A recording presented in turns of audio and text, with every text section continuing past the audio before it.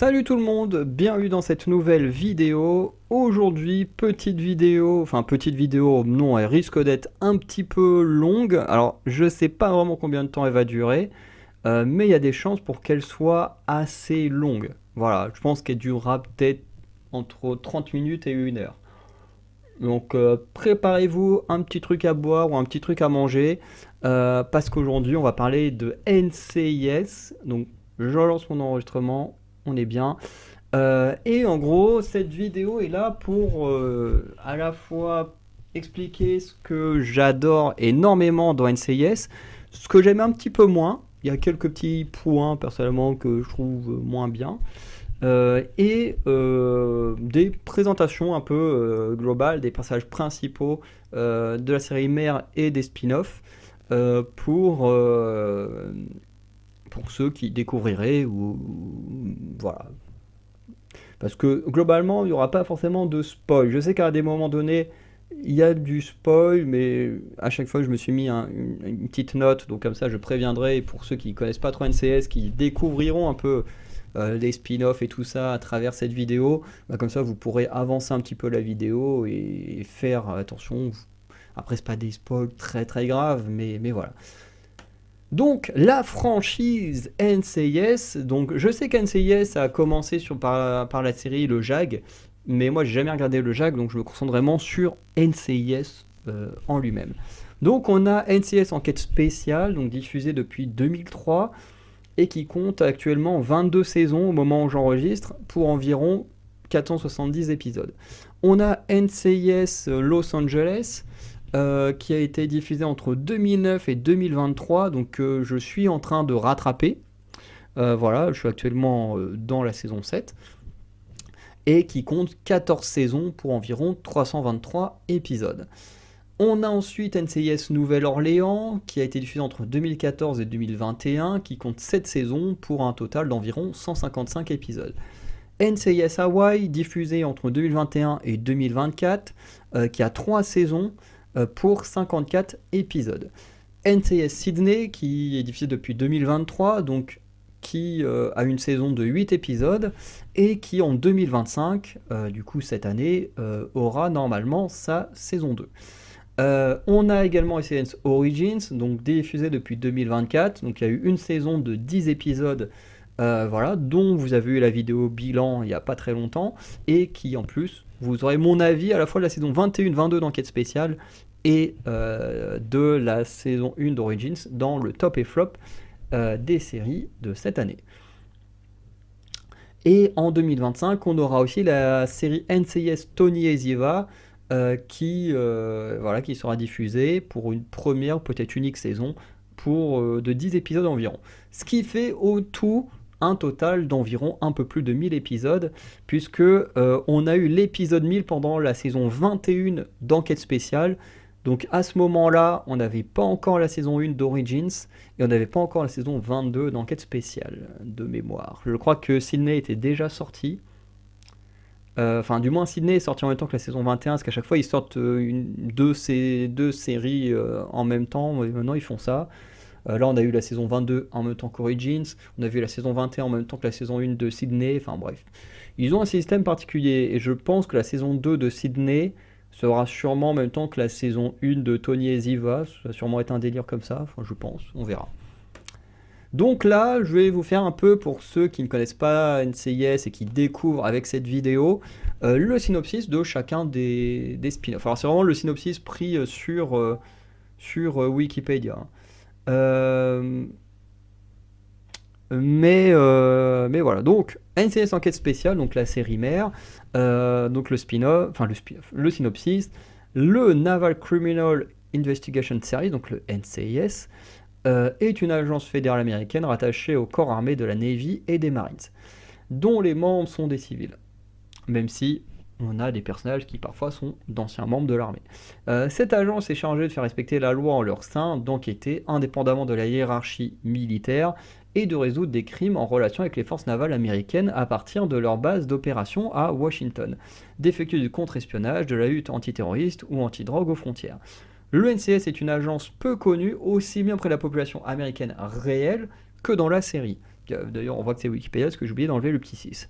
Une MCRT, Major Case Response Team, équipe d'intervention en cas de force majeure, dirigée à l'origine par l'agent spécial Leroy Jethro Gibbs de A18, puis par Alden Parker depuis la saison 19, enquête du coup sur les crimes. Donc effectivement, avec cette saison, cette série, du coup, on raconte vraiment les enquêtes à Washington, et on a également un petit côté politique du fait que le directeur Léon Vance, donc que l'on voit ici, hein, Alden Parker qui est lui, et Léon Vance en fait qui est le directeur du NCIS, qui du coup gère l'agence, donc il y a un côté un peu politique hein, depuis les dernières saisons que je trouve vraiment intéressant.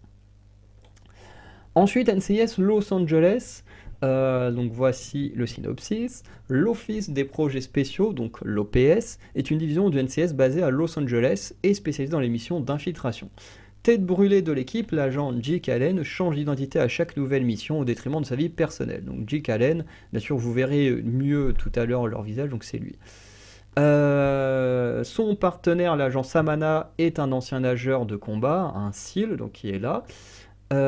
Ils sont accompagnés d'Eric Bill et Nell Jones, des spécialistes en informatique de la section, qui ne sont pas sur les photos, Kenzie Bly qui est juste là, et Dominique Weil, une jeune recrue.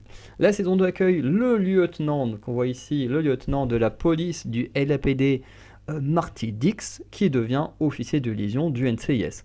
Grâce à une technologie de pointe et à des agents caméléons durement entraînés, cette unité mène à bien de complexes opérations sous couverture pour déjouer attentats et autres menaces terroristes. La responsable hiérarchique n'est autre Katie Lang, véritable protectrice de la section, m'incarnant aussi le rôle de la patronne dure d'oreille. Donc là, on est effectivement sur une série qui s'éloigne un peu d'enquête spéciale, mais qui est surtout de l'enquête entre guillemets classique. Là où Los Angeles va faire beaucoup d'infiltration, il n'y aura pas que ça, mais il y a aussi quand même beaucoup d'infiltration. On a aussi tout le délire Los Angeles, hein. On se base beaucoup sur la culture de la région. Alors Los Angeles, je crois que c'est la Californie, parce qu'il y a Californie et Nevada qui sont côte à côte. Donc je sais plus si c'est Californie ou Nevada, mais je dirais plus Californie. Et du coup, moi je trouve que c'est plutôt intéressant. Et Lang ressemble un peu à Gibbs, hein, avec son côté très, très dur et tout. En plus, il n'y a pas longtemps, j'ai vu l'épisode spin-off avec Dinozzo, lui mettre une petite claque derrière la tête de la part de Gibbs, c'était assez amusant. Et en même temps, c'est plutôt amusant que ça qui fasse ça, parce qu'elle a un peu ce côté personnage qui fait peur aux gens et tout, comme Gibbs et tout, donc vraiment, j'aime beaucoup. Ensuite, Nouvelle-Orléans, donc là on a le bureau du service d'enquête, le NCIS quoi, de la Nouvelle-Orléans, qui enquête sur des crimes liés à la marine militaire dans le sud-est des États-Unis. L'équipe est dirigée par Dwayne Cassius Pride, alias King, donc qui est juste là, ancien directeur adjoint du shérif de la Nouvelle-Orléans, et se compose également des agents... j'arrive même plus à parler. Des agents spéciaux Christopher Lassalle, qui n'est pas sur la photo, qui est également ancien du bureau du shérif de la Nouvelle-Orléans, et Meredith Brody, qui n'est pas sur la photo non plus, récemment transféré du bureau des Grands Lacs. Donc tous deux enquêteurs de terrain. Ils sont aidés dans leurs enquêtes par le docteur Loretta Wade, qu'on voit juste là, médecin légiste, et Sébastien, hein, qu'on voit assez mal ici, Sébastien Lund, scientifique chargé du laboratoire, et Patton Palm, donc qui est juste ici, le mec en fauteuil roulant, spécialiste en informatique. Ils sont ensuite rejoints par Sonia Percy, qui n'est pas sur la photo, une agente spéciale de l'ATF qui rejoint le NCIS. Tous sous les ordres de Léon Vance, le directeur du NCIS. Donc là, pareil, série vraiment très très cool, très politique aussi, puisque Pride, un de ses pires ennemis, est le maire de la ville. Et il y a aussi toute la culture de la Nouvelle-Orléans qui baigne la série dans un délire vraiment très très cool que moi j'aime énormément. Voilà, en plus je suis un très grand fan de toute la saga Vampire Diaries, dont The Originals, qui se base beaucoup aussi sur la culture de la Nouvelle-Orléans, et c'est vraiment une ville dont j'adore la culture. C'est même une des rares villes que j'aimerais visiter si un jour je devais aller aux États-Unis. Parce qu'en vrai, les États-Unis en eux-mêmes, j'en ai rien à foutre, mais la Nouvelle-Orléans, c'est quand même une ville qui m'intéresse, que j'aimerais voir. Donc, si un jour je vais faire un voyage dans ce pays-là, ce serait vraiment pour voir la Nouvelle-Orléans. Ah, le reste, c'est du bonus, hein, si un jour l'occasion se présente, mais pour moi, il y a quasiment que le Nouvelle-Orléans qui m'intéresse comme ville, quoi. Bref. Ensuite, NCIS Hawaii, donc l'agent spécial Jane, qui est juste là, dirige une équipe d'agents du NCIS. Elle est la première femme à occuper ce poste. Elle et son équipe travaillent au bureau de Pearl Harbor sur l'île d'Oahu à Hawaï. D'ailleurs, c'est grâce à cette vidéo que j'ai appris que Pearl Harbor était à Hawaï. Je ne savais même pas. Je savais où était Pearl Harbor, mais je ne savais pas où était Hawaï. Donc, grâce à la série, j'ai appris des petites choses en termes de géographie. Ils enquêtent sur des crimes liés à l'armée et à la sécurité nationale. Donc là, pareil, encore une fois, on a un côté très culturel, on est à Hawaï, donc la série se base beaucoup sur la culture d'Hawaï, ce que je trouve vraiment très cool, et donne, comme les autres spin-offs, le placement d'une ville différente. Tu vois, c'est pas juste, on fait des enquêtes d'une ville différente, c'est vraiment, tu as un côté très culturel que ouais, j'adore grâce à ça. Ensuite, on a NCIS Sydney, donc des agents spéciaux du NCIS enquêtent aux côtés d'agents de l'Australian Federal Police, donc l'AFP, sur des crimes concernant la marine sur le sol australien. Ils joignent leurs forces pour travailler sur des crimes dans la partie de l'océan la plus disputée de la planète. Et effectivement, on est dans le Pacifique, et où la série commence en disant oui, il y a un accord entre l'Australie et les États-Unis et tout ça pour s'aider sur plein de choses, et notamment sur le côté enquête. Voilà, puisque des fois des navires de l'armée américaine s'arrêtent aux États-Unis, il y a des meurtres, hein, c'est pas forcément que des Australiens qui tuent des Américains, hein. Des fois les Américains s'entretuent entre eux, mais bref, en tout cas, ça mène à des enquêtes, à des histoires intéressantes qui sont plutôt pas mal. NCIS Origins, donc en 1991, le jeune Leroy Jethro Gibbs fait ses débuts d'agent spécial au sein du Naval Investigation Service, le NIS, qui deviendra NCIS plus tard, sur la base de Camp Pendleton en Californie.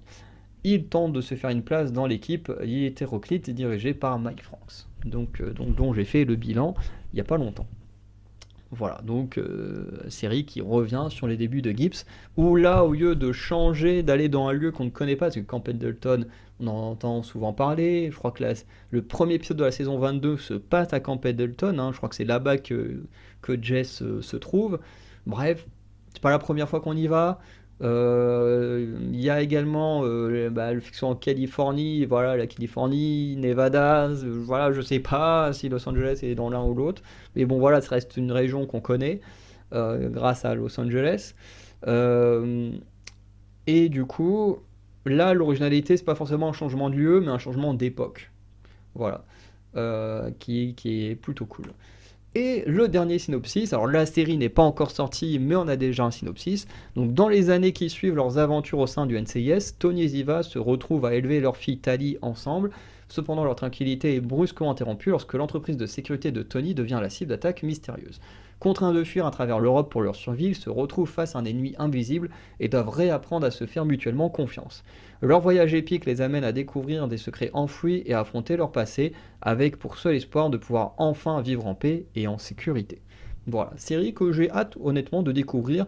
Franchement, revoir Tony Ziva, ça va être un grand plaisir, en espérant que notre ami Tony ne va pas être wokifié. C'est très moche comme mot, en même temps le mot woke est très moche et n'a pas vraiment de sens, parce que ça vraiment, les gens l'utilisent pour tellement tout et n'importe quoi que le mot n'avait même pas encore du sens qu'il l'a perdu aussitôt. Ce que je veux dire, c'est qu'à la base, Tony, c'est le beau gosse dragueur. Et même quand il était avec des meufs, il avait toujours ce côté un peu, voilà, il aime montrer, voilà, qu'il a du charme, qu'il peut draguer. Et franchement, alors effectivement, le fait qu'il vieillisse, ok, forcément, il va changer un peu, mais si on change son humour, qui est quand même un humour hein, à base de cinéma et de cul, hein, faut le dire, si on lui enlève ça juste parce qu'on est en 2024, honnêtement, je vais péter un câble. Donc franchement, j'espère qu'ils vont pas modifier Tony parce que voilà, on l'adore et on l'adore surtout grâce à son humour. Donc si on lui enlève ça, ça va pas le faire. Bref. Mon bilan de Los Angeles, donc bon, au moment où j'ai fait la diapo, je venais de débuter la série, la saison 7. Bon, là, j'en suis qu'à la moitié parce que, ben, entre deux, ben, les trois quarts des séries et films que vous allez voir dans les top et flop, ben, je les ai vus pendant que je regardais la saison 7, donc forcément ça m'a beaucoup ralenti. Mais tout ce que j'ai envie de dire, c'est Marty Dix, le GOAT. Voilà, Marty Dix, pour moi, c'est le perso qui me fait aimer Los Angeles. Alors je dis pas que j'aime pas les autres, hein. J'adore Kalen, j'adore Sam, j'adore Kenzie et tout, hein. Et Henrietta, enfin bref, j'adore tous les autres persos, hein. Mais pour moi, Dix, c'est le meilleur perso de la série. Parce que en vrai, quand j'ai commencé Los Angeles, j'ai vu la saison 1, et en vrai, en fait, la saison 1, elle est bonne. Déjà, le problème, c'est que visuellement, tu sens qu'elle est vieille. Voilà, tu sens qu'elle est vieille visuellement. Et il y a aussi tout le côté, comment dire, le côté où Dix n'est pas là. C'est-à-dire que tu sens qu'ils ont voulu éviter de mettre un dino de zoo dans l'équipe, ce qui fait que c'est très sérieux. Enfin, il y a un peu d'humour, mais t'as pas ce personnage comme Tony qui a un humour un peu salace, un peu déplacé et qui se fait tout le temps remettre à sa place.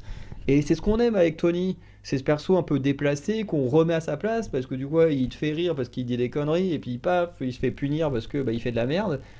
Et je trouve que dans Los Angeles ça manque. Alors oui, vous me direz, à Hawaï, à la Nouvelle-Orléans, à Sydney, dans Origins, il n'y a pas ce genre de personnage, mais il y a une dynamique qui fonctionne déjà très bien sans.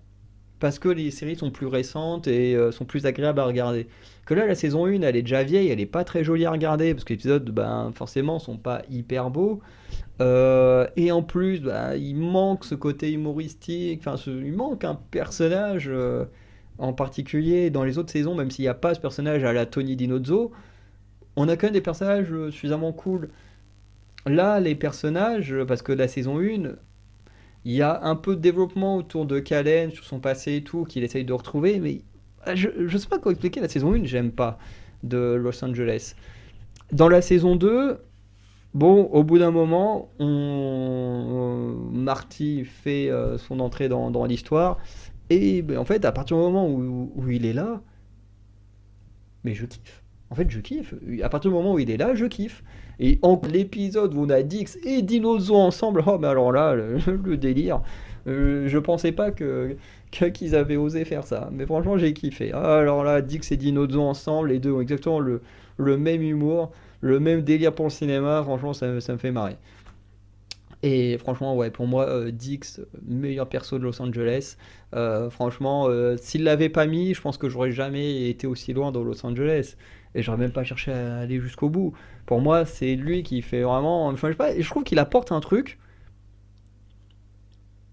qui fait que je trouve que la série devient géniale à partir du moment où il est là. Je sais pas comment expliquer ça, mais voilà. Pour moi, Marty, c'est mon perso préféré de Los Angeles. Voilà. Donc n'hésitez pas à me dire lequel est le vôtre, hein. N'hésitez même pas à me dire pour chaque saison, enfin chaque spin-off et la série mère, quel est votre perso préféré. Mais, euh, mais voilà, moi, Marty, incroyable. Ensuite, on va passer un peu à ce que j'adore. Donc, ce que j'adore, c'est les mini-coupures. En gros, dans NCIS, à peu près toutes les 8-10 minutes, il y a ce que bah, j'ai appelé ça les mini-coupures.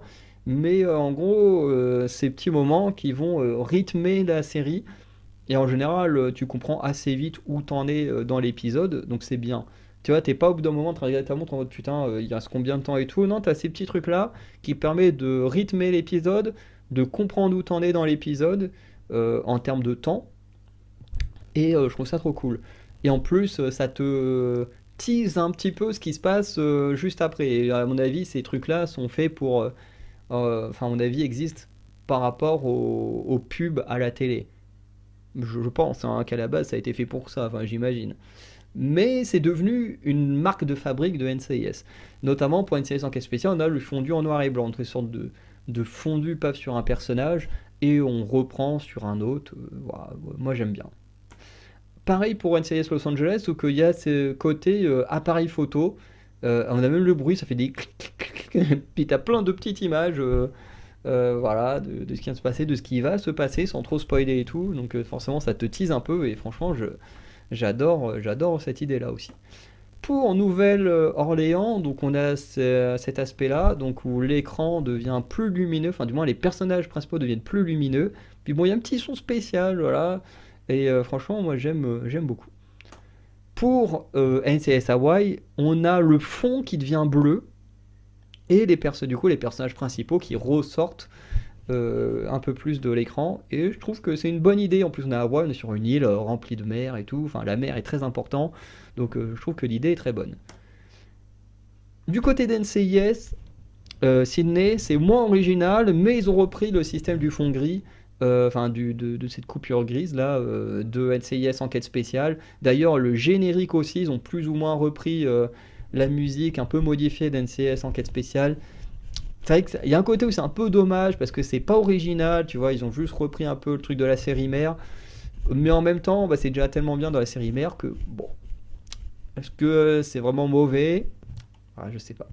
Ce que j'adore, le générique, c'est celui de Nouvelle-Orléans. Pour moi, c'est le meilleur générique de NCIS. Voilà, à chaque fois que je l'écoute, je chante avec, voilà, parce que il y a des petites paroles, voilà, enfin des petites paroles, des petits onomatopées, voilà, que j'aime bien répéter en même temps que je regarde le générique, hein. Des fois, je me laisse juste les premières notes. Et après, après je passe quand même, le générique, tu l'as vu une fois, c'est bien, regarder 300 fois, au bout d'un moment, aller se faire foutre, quoi. Bref. Mais en tout cas, pour moi, meilleur générique de NCIS. Celui d'enquête spéciale, je l'aime bien, mais sans plus. Celui de Los Angeles, pareil. Et les autres, on va en reparler pour certains, quoi.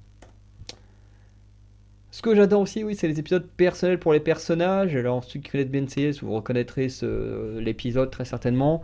Pour ceux qui connaissent pas, franchement, c'est un épisode franchement qui peut me faire chialer, hein. Franchement, si je suis dans un mauvais mood, il peut me faire chialer à la fin. Et ceux qui connaissent NCIS, vous comprendrez à la fin pourquoi il peut me faire chialer. Mais voilà. Du coup, oui, le fait que parce que les enquêtes en général sont plutôt cool, plutôt divertissantes, hein. D'ailleurs, un épisode classique de NCIS, c'est on voit le meurtre de la future victime. Ensuite, on commence l'épisode avec un moment, on va dire, un peu vie quotidienne au bureau, hein, on peut dire ça comme ça, ou vraiment vie quotidienne quand on est chez Gibbs. Et ensuite, on a l'annonce de l'enquête. On fait l'enquête avec toujours ce qui a été raconté au tout début au bureau, qui est un fil rouge en général par rapport à l'enquête, hein, qui continue de se développer pendant l'enquête, et qui se conclut à la fin avec la fin de l'enquête et tout ça. Puis tu as toujours des péripéties, des fois d'autres gens qui meurent entre deux, enfin bref. Voilà. Et des fois il y a des épisodes où l'histoire est beaucoup plus personnelle, hein, notamment avec un épisode où voilà, le père de Tony est suspecté, la grand-mère de Maggie, la sœur de Maggie, qui c'est qu'on a eu d'autres, des fois certains agents eux-mêmes, on a même un épisode où Tony est accusé de meurtre, enfin bref.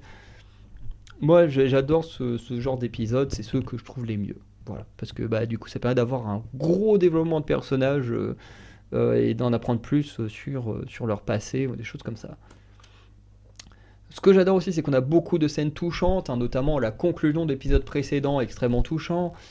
Cet épisode-là aussi est très touchant, surtout par rapport à ce qui se passe avec Dix et cet homme aveugle. Voilà, pour ceux qui ont vu l'épisode, vous savez de quoi je parle. Pour ceux qui ne connaissent pas, je préfère ne pas vous spoiler, mais il y a beaucoup, beaucoup de scènes très touchantes, peu importe les spin-offs. Il y a des scènes qui sont pour moi très très marquantes, que j'aime bien revoir de temps en temps. Voilà, des scènes, moi, il y en a pas mal qui m'ont fait pleurer, pas mal qui me donnent des frissons, qui me touchent, enfin bref. Il y a des scènes voilà, dans NCIS qui sont vraiment très très fortes. Aussi, voilà, comme je mets, réussir à rester aussi bon après plus de 1000 épisodes, faut le faire. Et oui, parce que même après 1000 épisodes, on s'éclate. Genre, et après les 1000 épisodes, on a eu quoi? On a eu NCIS Origins. Franchement, je suis éclaté. On a eu la saison 22 de NCIS Enquête spéciale, qui est trop cool. Bon, quand je sortirai les tops et les flops, on n'aura pas eu l'épisode final. Mais juste de tout ce qu'on a eu, franchement, j'ai passé un super moment. L'épisode où il doit en rapport à la Troisième Guerre mondiale, mais quel épisode, il est trop bien. Bref, en tout cas, on a une très très bonne saison et tu te dis, c'est fou qu'après 1000 épisodes, en comptant le tout, on passe encore des super bons moments. En plus, on va avoir la saison de Sydney qui, à mon avis, va encore être très cool. On va avoir Tony et Ziva là qui. Je me dis, c'est incroyable, après autant de temps, d'être toujours aussi bon. Ce que j'adore aussi, c'est le rapport à la réalité. C'est-à-dire que NCIS est ancré dans notre réalité. Alors, c'est de la fiction, mais ancré dans notre réalité. Effectivement, parce que tous les groupes terroristes existent. Voilà, on parle de Ben Laden, on parle de Daesh, on parle de plein d'autres groupes terroristes qui existent. Et du coup, ça permet de mieux ancrer l'histoire dans notre réalité et de plus facilement, je trouve, s'attacher au perso. On a également les agences, hein, toutes les agences de police qui existent réellement, hein, le FBI, la CIA, l'ATF, voilà, l'Interpol, le MI6, la FP, enfin bref, voilà, il y a beaucoup d'agences dont des agents apparaissent. Ils sont toutes des agences existantes. Je suis pas sûr qu'il y ait d'agences inventées dans la série. Peut-être, hein, ou peut-être qu'il y a des groupes, en tout cas terroristes ou spéciaux, là oui, c'est sûr. Mais des agences, je suis pas sûr qu'il y en ait des inventées. Et encore, par exemple, la période du Covid. Et ouais, quand il y a eu le Covid, eh ben, aux États-Unis, ils ont été malins. Ils se sont dit, on est sur une série d'enquêtes policières. Les policiers, très certainement, qui continuent à bosser. Et ben, nous, on va utiliser, on va utiliser le Covid hein, pour continuer aussi à tourner. Donc, s'il y a le Covid dans la vraie vie, il y a le Covid dans la série. Et du coup, voilà, il y a le Covid dans la série. Ce qui fait que, ben, voilà. Comme on peut le voir là, on a Dwayne et Anna avec les masques. Et ça a été pareil en fait, dans les séries qui ont été tournées pendant le Covid. Donc il y a eu Nouvelle-Orléans, Los Angeles et Enquête spéciale, voilà, qui ont dû faire face à cette période. Et du coup, qui ont adapté la série avec les gestes barrières, les machins, qui ont même servi à faire de la prévention contre le Covid aussi. Enfin bref. Donc voilà. Et moi, ce que j'aime bien le fait qu'on ait de la fiction avec un rapport à la réalité. Je trouve ça plutôt cool. En général, en plus, une saison équivaut à peu près un an. Donc ça, c'est plutôt cool aussi. Ça permet d'avoir des bons repères. Voilà, parce que c'est vrai qu'en termes de rapport de temps, on ne sait jamais combien de temps se passe. Mais en gros, il faut se dire qu'une saison, c'est à peu près un an. Voilà. Parce que des fois, on parle de choses qui sont passées dans une saison d'avant ou de plusieurs saisons en arrière. Et chaque fois, ils utilisent un nombre d'années qui est lié au nombre de saisons où tu retrouves l'élément qui est mentionné. Donc, pour moi, je considère qu'une saison égale un an. Ce que j'adore aussi, c'est l'intégration des nouveaux personnages qui, en général, est plutôt bien fait. Notamment Alden Parker qui est intégré parce que à la base il était membre du FBI qui devait arrêter Gibbs mais qui a refusé de le faire voilà qui ensuite a été arrêté et enfin pas arrêté mais qui a été viré du FBI et du coup qui a intégré le NCIS et qui ne l'a pas intégré tout de suite en tant que chef d'équipe, c'est parce que Maggie a refusé la place et du coup, on a donné la place à Parker, qui a dû faire ses preuves et tout ça, donc je trouve ça plutôt cool. Nick Torres, donc qui est sur la photo, pareil, lui, il faisait déjà partie du NCIS, mais il a été intégré au bout d'un moment dans l'équipe, et lui, en gros, c'est un personnage qui faisait d'infiltration et qui va notamment apporter un peu plus de, d'épisodes autour de l'infiltration dans la série mère, donc ça c'est plutôt cool. On a Jessica Knight aussi, qui, pareil, a été intégrée de manière assez cool, puisqu'elle faisait partie de la React, donc ceux qui tentent de négocier avec des personnes qui pourraient commettre des attentats, des choses comme ça. Et du coup, dans l'épisode où on la découvre, toute son équipe est tuée. Elle a réussi à survivre, je ne sais plus comment, parce que l'épisode il date. Du coup, elle finit par rejoindre l'équipe principale, puisqu'elle a plus d'équipe. Voilà, parce que le React, c'est une partie du truc de NCIS. Casey Hines, du coup, elle a été intégrée au NCIS pour remplacer un personnage qui a quitté la série, mais elle est un peu comme Parker, hein, qui était là pour remplacer Gibbs. Même Knight, elle a été intégrée pour remplacer le personnage féminin d'avant. Mais Casey, voilà, elle a été intégrée en mode. À la base, elle aidait Ducky à écrire un bouquin, des choses comme ça, quand Ducky donnait des cours et tout. Et bah, comme elle n'avait pas de connaissances dans certains domaines, bah, petit à petit, elle a fini par prendre la place d'Abby. Léon Vance, pareil, il a été intégré pour devenir le nouveau directeur du NCS, parce que en 22 saisons, on a eu 3 directeurs. Donc on a eu un directeur dans la saison 1, ensuite on a eu Jenny de la saison 2 à la saison 5, si je dis pas de bêtises, et Léon devient directeur dans la saison 6. Enfin, je crois que c'est un délire comme ça. Peut-être il y a peut-être une saison de décalage hein, sur ce que je dis, mais voilà, on doit être à peu près là-dessus. Et voilà, Léon est plutôt bien intégré, hein, et en plus il a un bon développement, donc c'est plutôt cool. Queen, je me souviens plus de comment elle atterrit là, et en vrai c'est un personnage bah, comme Clayton Reeves. Alors Clayton, je sais qu'il vient du MI6, et voilà, qu'il a atterri aux États-Unis. Après, pourquoi il a atterri aux États-Unis, pourquoi il est devenu agent de liaison avec le NCIS, je sais plus. Queen, qu'est-ce qui fait qu'elle a fini dans l'équipe de Gibbs, je sais plus, parce que la saison 14, c'est peut-être la saison que j'aime le moins de tout NCIS. Enfin, je parle bien de la série mère, hein. Voilà, la saison 14, je la trouve pas terrible. Voilà. Mais voilà, en tout cas, ces personnages-là, je sais plus comment ils sont intégrés. Ziva, bon bah elle est intégrée en mode, voilà, une enquête sur son frère. Paf, son frère fait partie d'un groupe terroriste. Elle vient voilà, pour quitter là-dessus et petit à petit, on se rend compte qu'elle est proche de la directrice du NCIS et petit à petit, elle va devenir agent de liaison, puis agent du NCIS et voilà. Eddie Bishop, d'abord membre de la NSA, qui du coup, pareil, va finir par intégrer le NCIS pour traquer un terroriste et tout. Enfin, je sais pas si par ça c'est vraiment un terroriste, ouais, si je pense. Jack Sloan, elle, voilà, elle est intégrée aussi au bout d'un moment en tant que psy, parce que l'ancienne.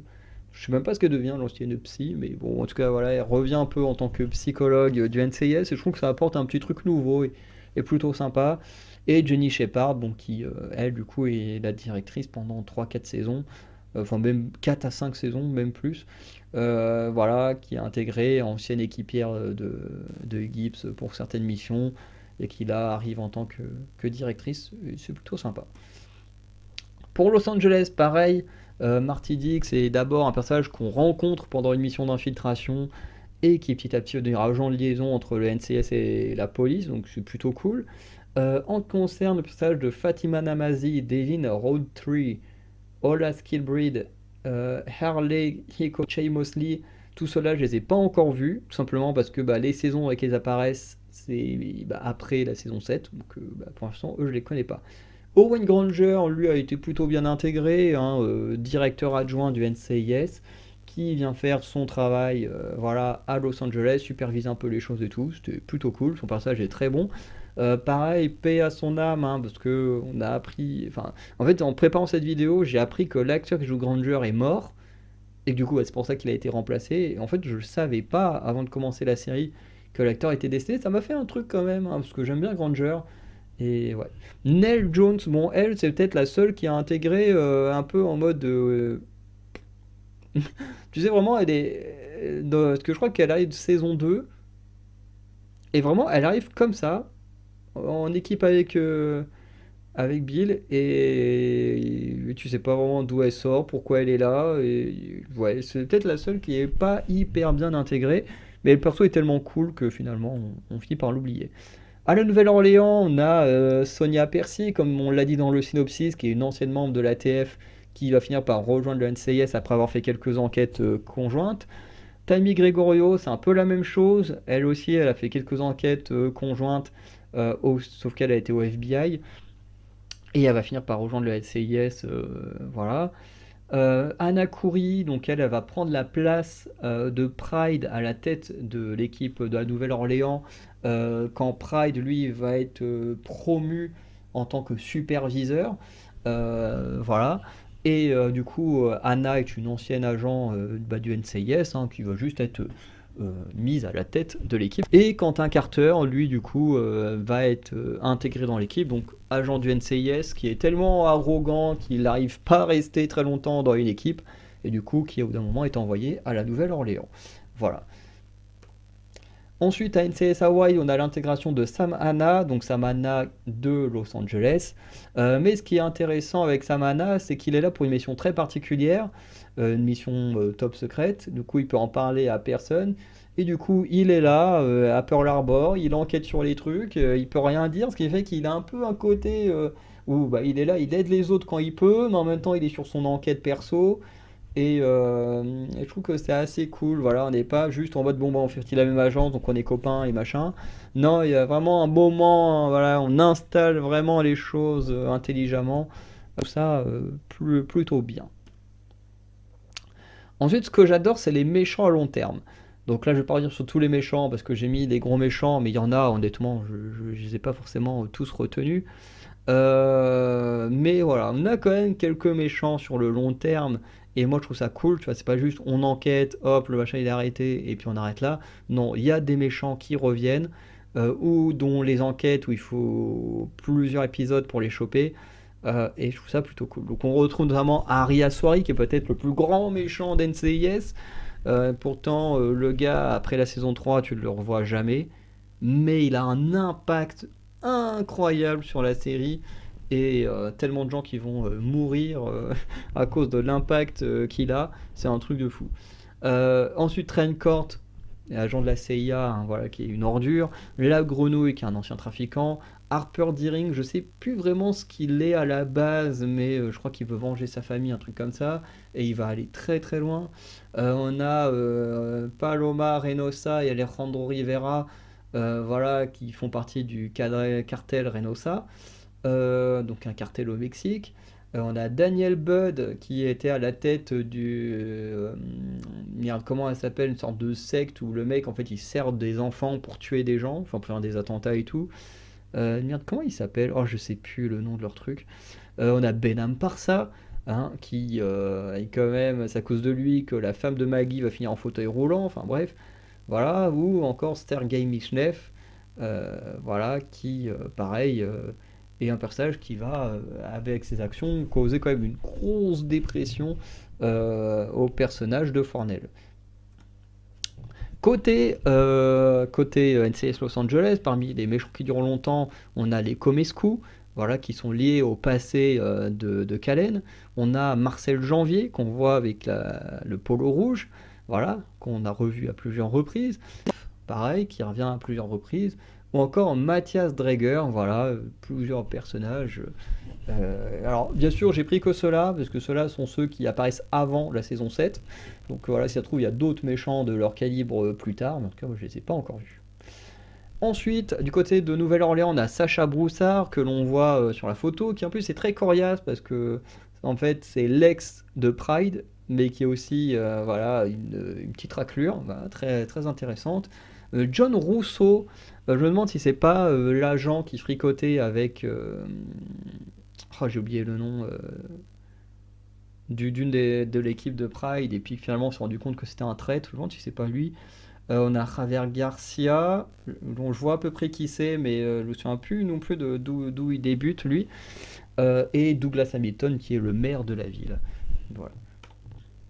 Du côté d'Hawaï, on a Maggie Shaw, hein, Maggie Shaw qui à la base était la meilleure amie de Tennant, donc l'héroïne de Hawaï, et qu'on apprend une espionne, voilà, qui travaille pour les Chinois de mémoire, voilà, et qui, bah, ouais, en fait, est juste une traître, hein, et qui apparaît un peu comme une amie antagoniste, voilà, elle a un rôle très spécial parce que bah, pour Tennant, quand elle apprend tout ça, bah, du coup c'est juste une ennemie voilà, à arrêter, hein, voilà, qui n'a plus rien à faire dans sa vie.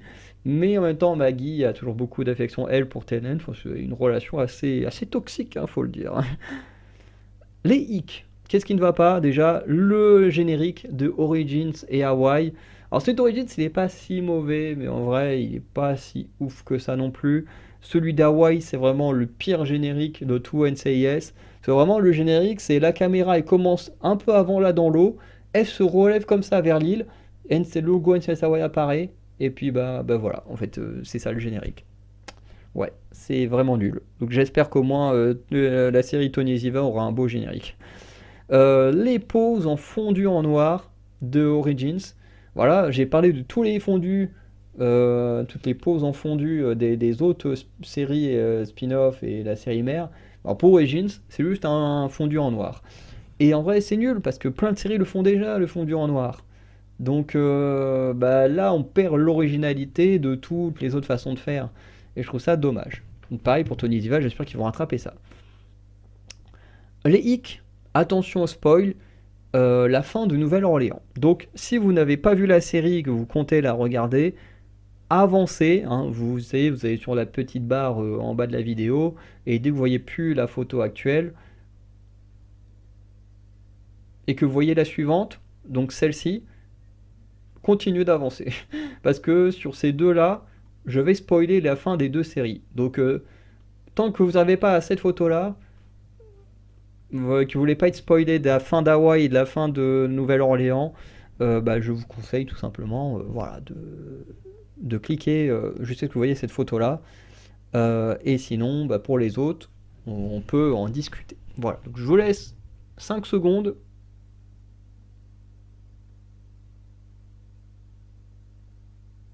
Voilà, normalement, ceux qui veulent pas être spoilés, qui ne connaissent pas NCIS, devraient être ailleurs. Enfin, devraient être un peu plus loin.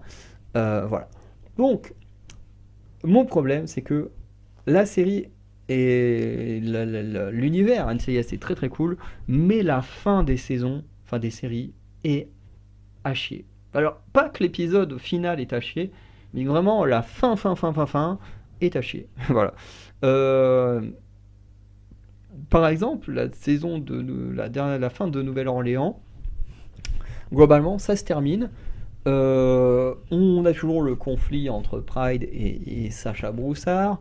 On a des personnes qui décident de s'en prendre à Sacha Broussard, qui à mon avis, la kidnappe. Euh, en fait, on te tease plein de trucs. Je crois qu'on te tease le mariage de Lorraine, donc la fille de Pride. Je sais plus quoi d'autre on tease, parce que ça commence à dater un petit peu hein, la fin de Nouvelle-Orléans pour moi. Mais en fait, le problème, c'est juste ça, en fait. C'est qu'on te tease des choses pour une suite qui n'arrivent jamais. Et ça m'emmerde. Et ça m'emmerde. Alors, pour Los Angeles, je peux pas parler. Je sais que Los Angeles est fini, mais j'ai jamais vu la saison 14. Enfin, j'ai pas encore vu la saison 14. Donc je peux pas parler de la fin pour Los Angeles. J'espère de tout cœur, ne me dites pas en commentaire, mais j'espère de tout cœur que c'est pas encore une fin où on te tease des trucs et qu'on ne verra jamais. Mais là, personnellement, je trouve ça vraiment très dommage. Donc voilà, fin de Nouvelle-Orléans. La fin d'Hawaï, en fait, c'est exactement la même chose. En fait, la fin d'Hawaï, c'est qu'on te tease des trucs qui n'arriveront jamais. Alors pourtant, on avait une belle conclusion, tu vois. On avait la conclusion, le dernier épisode, bah, en gros, c'était aider Sam à conclure sa mission. On sauve la vie de Sam, tout le monde fait ensemble, tout le monde s'entend bien, tout le monde est heureux. Et voilà, et tu dis, on termine là-dessus. C'est très cool parce que le pire, c'est que quand la saison 3 est sortie, on avait déjà des tonnes de rumeurs comme quoi la série ne serait jamais renouvelée. Que c'était vraiment la dernière, il n'y aurait rien d'autre. Donc, moi, quand je vois cette fin-là, je me dis, oh, mais c'est trop cool, voilà, ok, tout finit bien, on n'aura plus d'NCS Hawaii, mais voilà. Et là, t'as une scène supplémentaire où Tennant, elle rentre chez elle, il y a Maggie Shaw qui est chez elle, et qui lui dit, oui, il va se passer plein de trucs de graves sur l'île, t'es pas prête pour ce qui va se passer. Et là, la série s'arrête. Et tu dis, mais qui produit ça? Qui produit ça? Qui est l'enculé qui a produit ça? Désolé pour le gros mot. Mais vraiment, qui est l'enculé qui a produit ça? On te tease un énorme danger qui arrive sur Hawaï, et en même temps, on sait que la série est annulée. Tu dis, mais pourquoi vous faites ça? Pourquoi vous teasez une suite sur une série que vous avez annulée? C'est quoi le délire? C'est quoi le délire? Je comprends pas. Pourquoi vous avez fait ça? Ça n'a pas de sens de teaser un truc sur une série que vous avez, enfin de teaser une suite à une série que vous avez annulée. Je comprends pas. Alors ma théorie, c'est que ils ont voulu tester les audiences et qu'ils l'ont annulé. Ils ont voulu tester les audiences et dire bon, si les audiences marchent bien, on fait quand même une saison 4. Mais bordel de merde, ça fait je sais pas combien de temps que les gens ils réclament une saison 8 à Nouvelle-Orléans. Et que là, bah maintenant, les gens ils réclament une suite à Hawaï, avoir juste une saison 4. Mais en fait, ce qu'on demande, c'est même pas d'avoir 10 000 saisons sur Hawaï ou Nouvelle-Orléans. Tout ce qu'on demande, c'est d'avoir une fin correcte. Une fin, pas où on te tisse une suite et qu'après on annule. Non, on veut des fins qui soient bonnes, qui soient correctes. Où voilà, on ait des belles fins. C'est tout ce qu'on demande. Moi, c'est ce que je demande. Et je pense que tous ceux qui demandent une saison supplémentaire pour Nouvelle-Orléans et Hawaï, c'est la même chose. Je pense qu'ils veulent juste une vraie fin ou une fin correcte. Pas une fin où on te dit, ouais, il va se passer ça, et paf, on arrête là, et t'as jamais de suite. Ça, c'est vraiment un truc de chien, hein, pour rester poli. Voilà. Et j'espère de tout cœur que Los Angeles ne se termine pas comme ça non plus. Bref. Donc, on va passer aux petites fiches j'ai mis de nos héros favoris. Alors, c'est plus une façon de présenter tous les personnages principaux à ceux qui connaissent pas, mais ceux qui connaissent bien NCIS, vous pouvez rester, même si bah, vous connaissez déjà. Même s'il n'y a pas vraiment de spoil, hein, voilà. Donc NCS Origins, donc on a en personnage principal Leroy Jethro Gibbs, donc incarné par Austin Stowell, donc qui apparaît dans 6, ben non, pas 6 épisodes, il y en a 10. Pourquoi j'ai mis 6 épisodes? Je crois qu'au moment où j'ai écrit la diapo, on devait peut-être pas encore avoir toutes les infos sur internet du nombre d'épisodes qu'il y aurait, mais du coup c'est pas 6 épisodes mais bien 10. Donc il fait partie de l'équipe de Mike Franks, ancien militaire, et quand on va suivre ses premiers pas au sein du NCIS. Et j'ai mis en moment fort le dernier épisode de NCIS Origins. C'est vraiment un excellent épisode. Alors ça a un épisode flashback, mais il est vraiment très très bon. Moi, ça m'a beaucoup touché. J'ai trouvé l'épisode magnifique. Ensuite, on a Mike Franks, incarné par Kyle Schmid, donc pareil dans 10 épisodes pour une saison, qui est le chef d'équipe de Gibbs à Pendleton, et qui est très caractérisé par son côté macho et du mec voilà, qui sort un peu des clous, un peu violent et tout ça. Voilà. D'ailleurs, pour Gibbs, j'ai oublié de noter que lui est très caractérisé par un caractère très instable. L'instabilité, c'est ce qui représente très très bien Gibbs. Ensuite, on a Lala Dominguez, donc qui est le personnage féminin principal de la série. Il y a quelques autres personnages féminins, mais qui sont qui sont secondaires. Voilà, même si il y a Strickland qui va créer le programme des autoportraits et tout ça.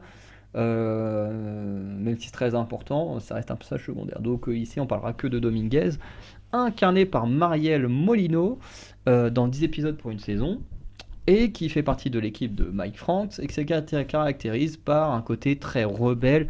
Et j'ai mis féministe, mais tu vois, c'est pas féministe dans le mauvais sens du terme, c'est pas la meuf relou et tout ça, c'est la meuf bah, voilà, qui est gérée par un patron macho, et qui forcément s'oppose à lui. Mais qui s'oppose pas non plus à tous les hommes autour d'elle, quoi. Elle est pas en mode tous les hommes sont des cons parce que mon patron est un macho.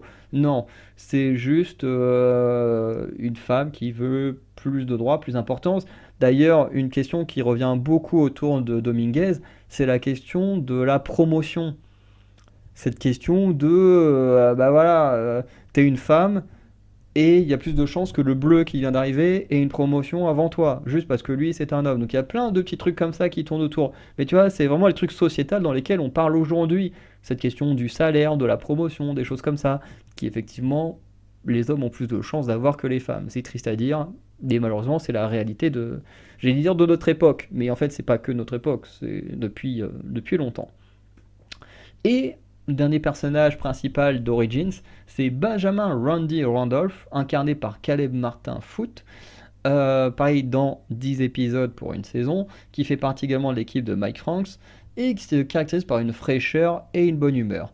Le mec est toujours de bonne humeur, toujours très cool, franchement, il est très très très bon personnage qui apporte vraiment de la fraîcheur à la série. Et je notais en moment fort la mission de protection, je crois dans l'épisode 6 ou 7, peut-être 8. Bon, je sais plus quel épisode c'est avec le prêtre. Mais épisode très très intéressant où on le développe vraiment bien et on se rend compte que derrière son beau sourire, comme on peut voir sur la photo, il y a quand même une face cachée et qui en plus est liée au passé de Gibbs. Voilà, j'en dirai pas plus, mais voilà, franchement, très bon perso. Du côté de Sydney, on a Michelle McKay. Alors, Encore une fois, le seul truc que je trouve con, c'est de l'appeler Mackie, alors que dans NCS, Enquête spéciale, on a appelé que j'appelle Maggie,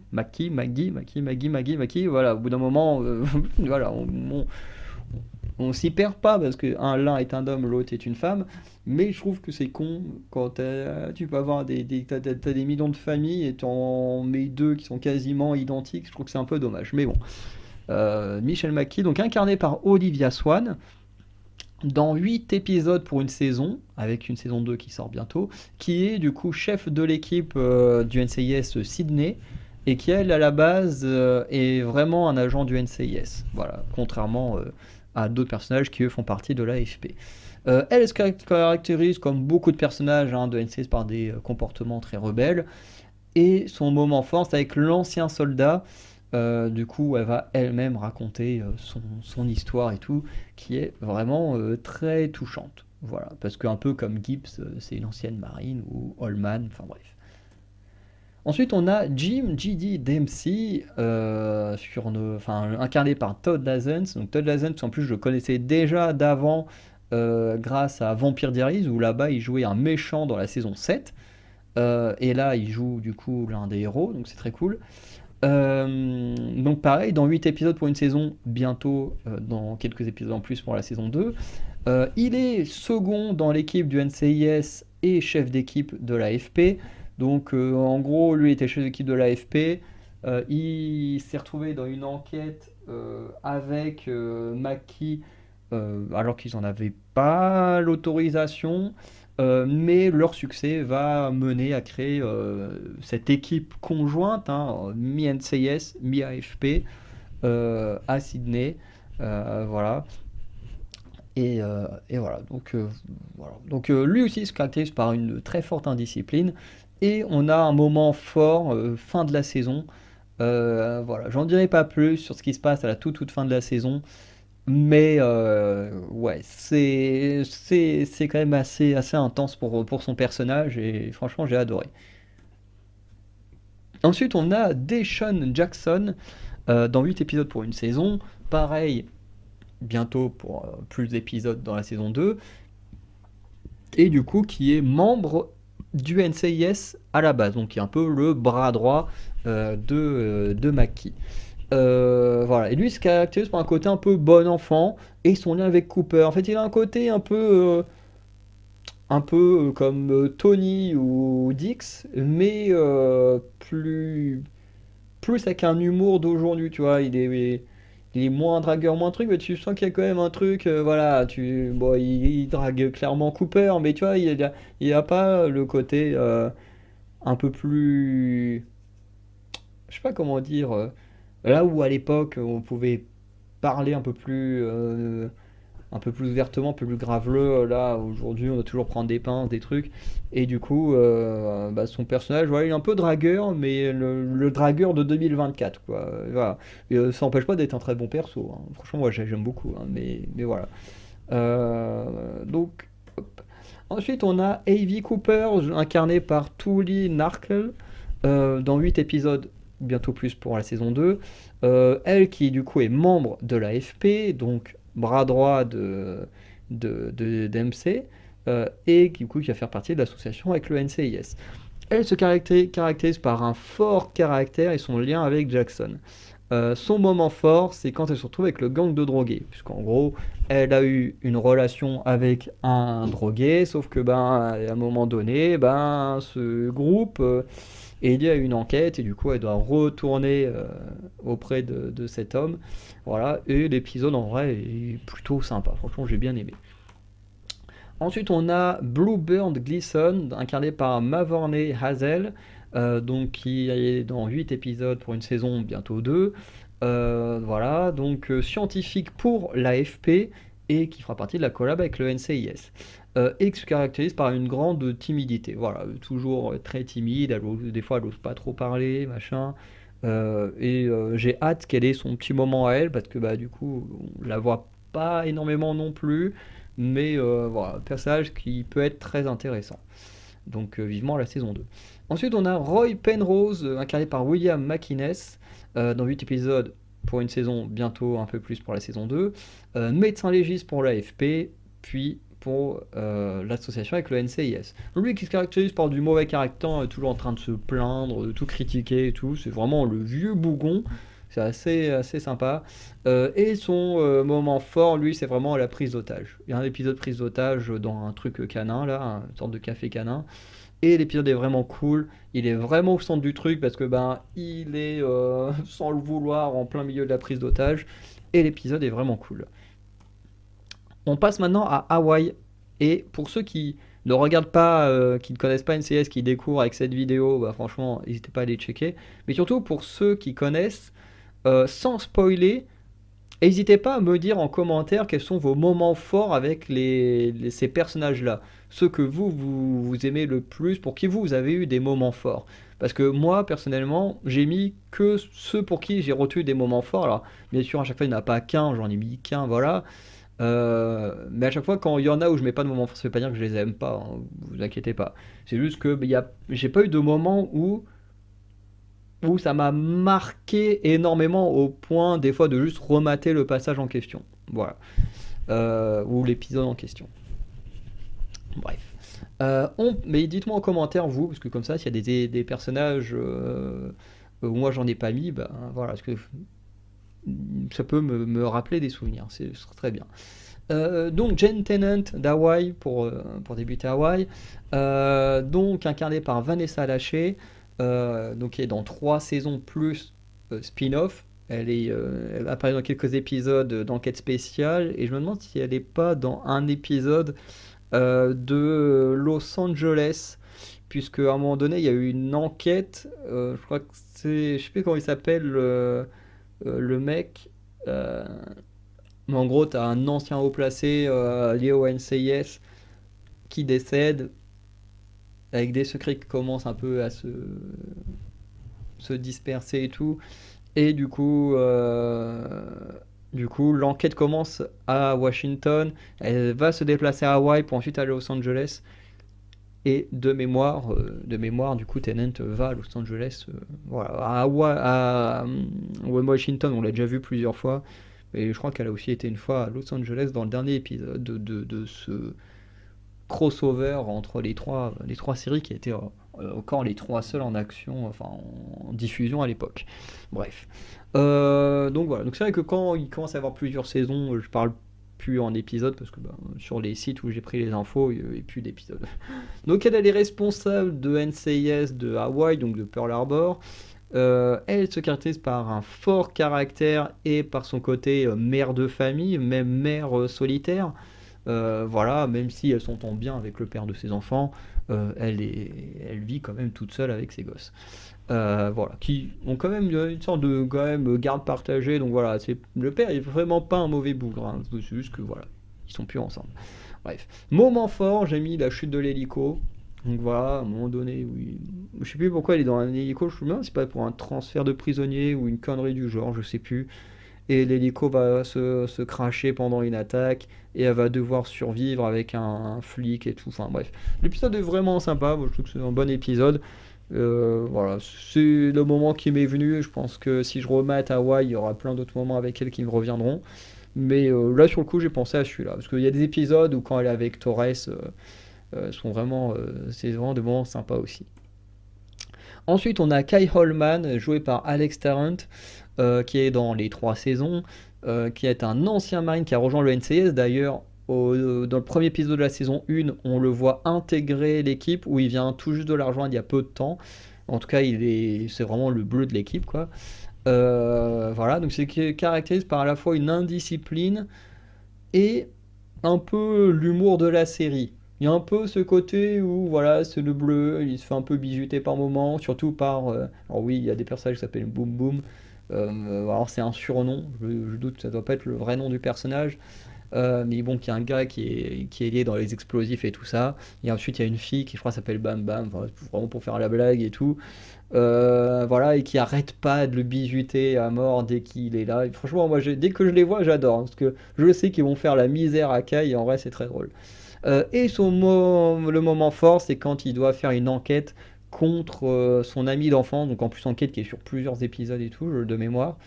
Je trouve que c'est vraiment très sympa parce que même s'il se rend compte que le mec c'est une ordure, bah il doit quand même foutre en prison une personne pour qui il a eu des liens très forts. Et franchement, j'aime beaucoup ces passages-là. Ensuite, on a Jesse Boone, donc Noah Mills, joué par Noah Mills, pareil dans les 3 saisons. Donc, il a été un ancien détective, puis le bras droit de Tennant au NCIS. Lui se caractérise totalement par la loyauté. C'est vraiment le loyal, même quand Samana il vient dans la saison 4, enfin dans la saison 3 euh, à Hawaï, il reste hyper méfiant. Vraiment, c'est le seul qui résiste le plus longtemps au charme de Sam. Voilà, qui est en mode il est là, on sait pas pourquoi il est là, donc moi je l'accepte pas. Tant qu'il. Voilà. Même s'il a l'air très cool, il nous aide par moment, moi je veux pas l'accepter. Et bon, il finira par le faire au bout d'un moment quand ils auront une petite conversation. Mais voilà, il est vraiment loyal envers Tennant, il est prêt à tout pour protéger Tennant. Moment fort, pour moi, il y a la survie sur l'île déserte. En gros, c'est l'épisode où il est avec sa fille sur un bateau, où je crois qu'il y a plein d'autres enfants, je sais plus trop c'est quoi le truc, hein, mais voilà, c'est une sorte de sortie scolaire ou je sais pas quoi. Et ils sont attaqués par des pirates, enfin des pirates bien sûr modernes, hein. Euh, et du coup, il se fait dégager du bateau. Je crois qu'il se fait tirer dessus ou un truc comme ça. Et du coup, il doit ensuite aller survivre sur une île déserte où il est poursuivi par les mecs sans armes, rien. Enfin bref, l'épisode est plutôt sympa. L'épisode est vraiment sympa. Franchement, j'aime beaucoup. Ensuite, on a Lucy Tara, incarnée par Yasmine Al-Bustami. Donc pareil, Yasmine Al-Bustami que je connaissais déjà puisqu'elle a joué dans la saison 1 de The Originals. Voilà, donc ici elle est dans 3 épisodes en tant qu'agent du NCIS et qui se caractérise surtout par l'amour et un peu l'humour, mais surtout l'amour, voilà, puisqu'elle est dans une relation amoureuse avec le perso qu'on verra juste après, je pense. Et non, pas celui d'après, avec celle-ci. Mais d'abord, on fait Ernie. Donc Ernie Malik, incarné par Jason Antoon, dans 3 épisodes, dans 3 saisons. Lui aussi, enfin d'ailleurs, lui aussi apparaît dans des spin-offs. Il est venu quelquefois à Washington. Les autres, je sais pas, je suis moins sûr pour les autres. Bref, spécialiste du cyberespionnage du NCIS, et il se caractérise par le côté maniaque et bizarre. D'ailleurs, dans NCIS, tous les geeks sont un peu bizarres. Mais bon, est-ce que c'est faux? Je sais pas. Mais bon. Voilà, en tout cas, c'est un personnage plutôt sympathique. J'ai eu un peu de mal au début avec, et finalement, avec le temps, j'ai fini par m'y attacher. Ensuite, on a Kate Whistler, incarnée par Tori Anderson, dans 3 saisons également. Donc d'abord officier de la DIA, puis agent du FBI, caractérisée également par l'amour, voilà, puisqu'elle est en relation lesbienne avec Lucy Tara. D'ailleurs, l'épisode où elle doit présenter Tara à son patron, épisode plutôt sympa, j'aurais peut-être pu le mettre en moment fort. Voilà. Ensuite, on passe à la Nouvelle-Orléans avec Dwayne Cassius Pride, incarné par Scott Bakula, dans les 7 saisons, qui est chef d'équipe de NCS Nouvelle-Orléans, puis superviseur, même s'il garde toujours un rôle d'enquêteur. Voilà, il a du mal avec la paperasse, hein, c'est pas trop son truc, hein. Les réunions, la paperasse, c'est pas le truc de Pride. Donc voilà, donc, comme beaucoup hein, de membres du NCS, se caractérise par une indiscipline, mais aussi par le syndrome du héros, hein. Voilà, Pride, c'est vraiment le syndrome ouais, du héros, enfin du sauveur, hein. Le gars qui veut absolument sauver tout le monde, aider tout le monde, voilà, peu importe le prix à payer. Moment fort, l'enlèvement de Danny. Voilà, comme ça, les gens qui connaissent pas, ils savent pas qui c'est Danny, mais pour ceux qui connaissent, voilà, pour moi, c'est un épisode que je trouve très très fort. C'est pas le seul, hein, après, il y a beaucoup de travail d'épisodes, mais celui-là, je trouve que, ouais, il est vraiment, vraiment pas mal, hein. Ensuite, on a Christopher Lassalle, donc qui lui est dans 6 saisons, qui est du coup adjoint du shérif, puis agent du NCIS et également propriétaire de la salle Enterprise. Même s'il n'a jamais voulu l'être, eh ben, son père l'a un peu forcé à l'être.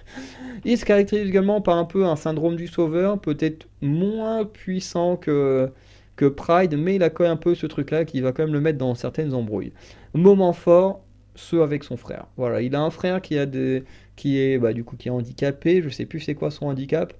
Mais du coup, bah voilà, tous les moments où il est plus ou moins avec son frère, je trouve qu'ils sont quand même très touchants.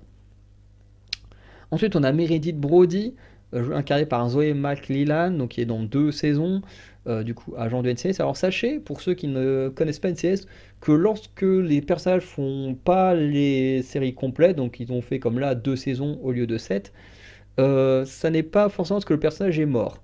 Je ne dirai jamais pourquoi le personnage n'a pas fait la totalité de la série, mais sachez que ça peut être que pour plusieurs raisons. Soit le personnage a changé d'agence, soit le personnage est mort, ça peut arriver, soit le personnage a quitté et est parti à la retraite, soit, enfin bref, il y a plein de raisons.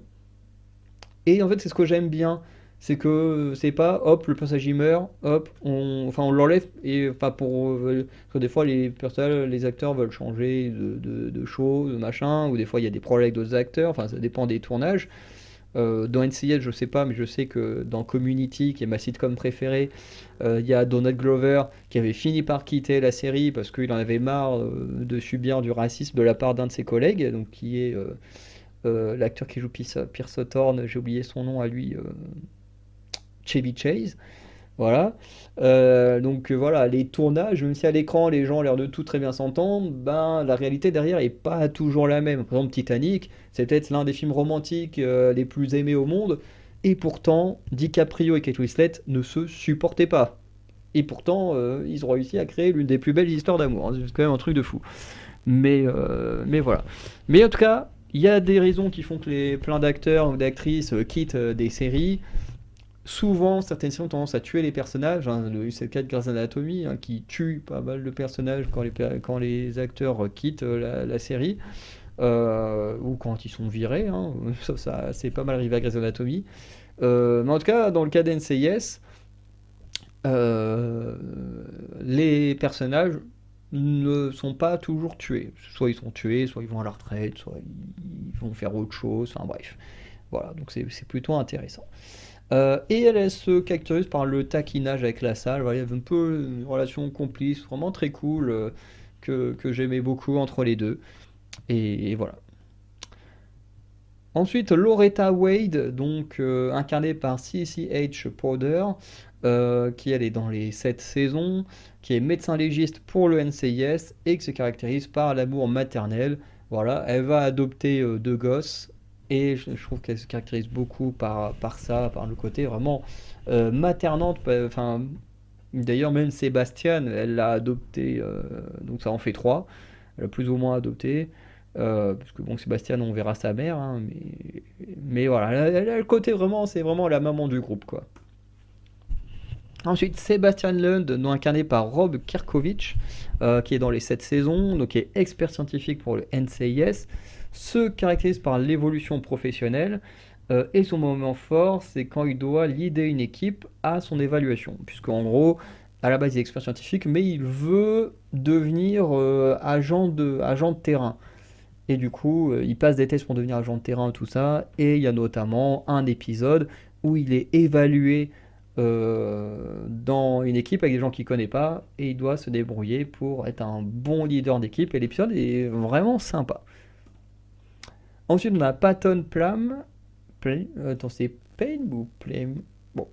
Incarné par Daryl Mitchell dans les 7 saisons, donc qui est un ancien hacker devenu expert pour le NCIS et qui se caractérise par le génie et rivalité avec Sébastien, qui est également un petit génie, donc il y a un peu une rivalité de plus intelligent entre les deux.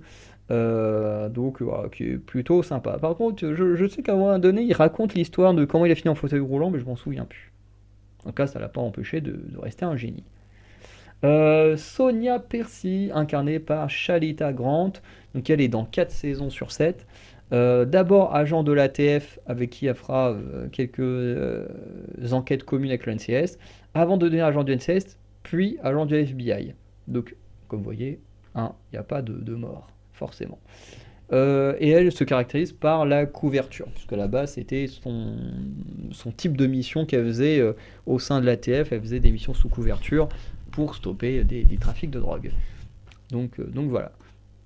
Ensuite on a Tammy Gregorio, incarnée par Vanessa Fernito, qui elle est dans 5 saisons sur 7, donc les 5 dernières, donc qui est agent du FBI puis du NCIS, et qui se caractérise par le changement.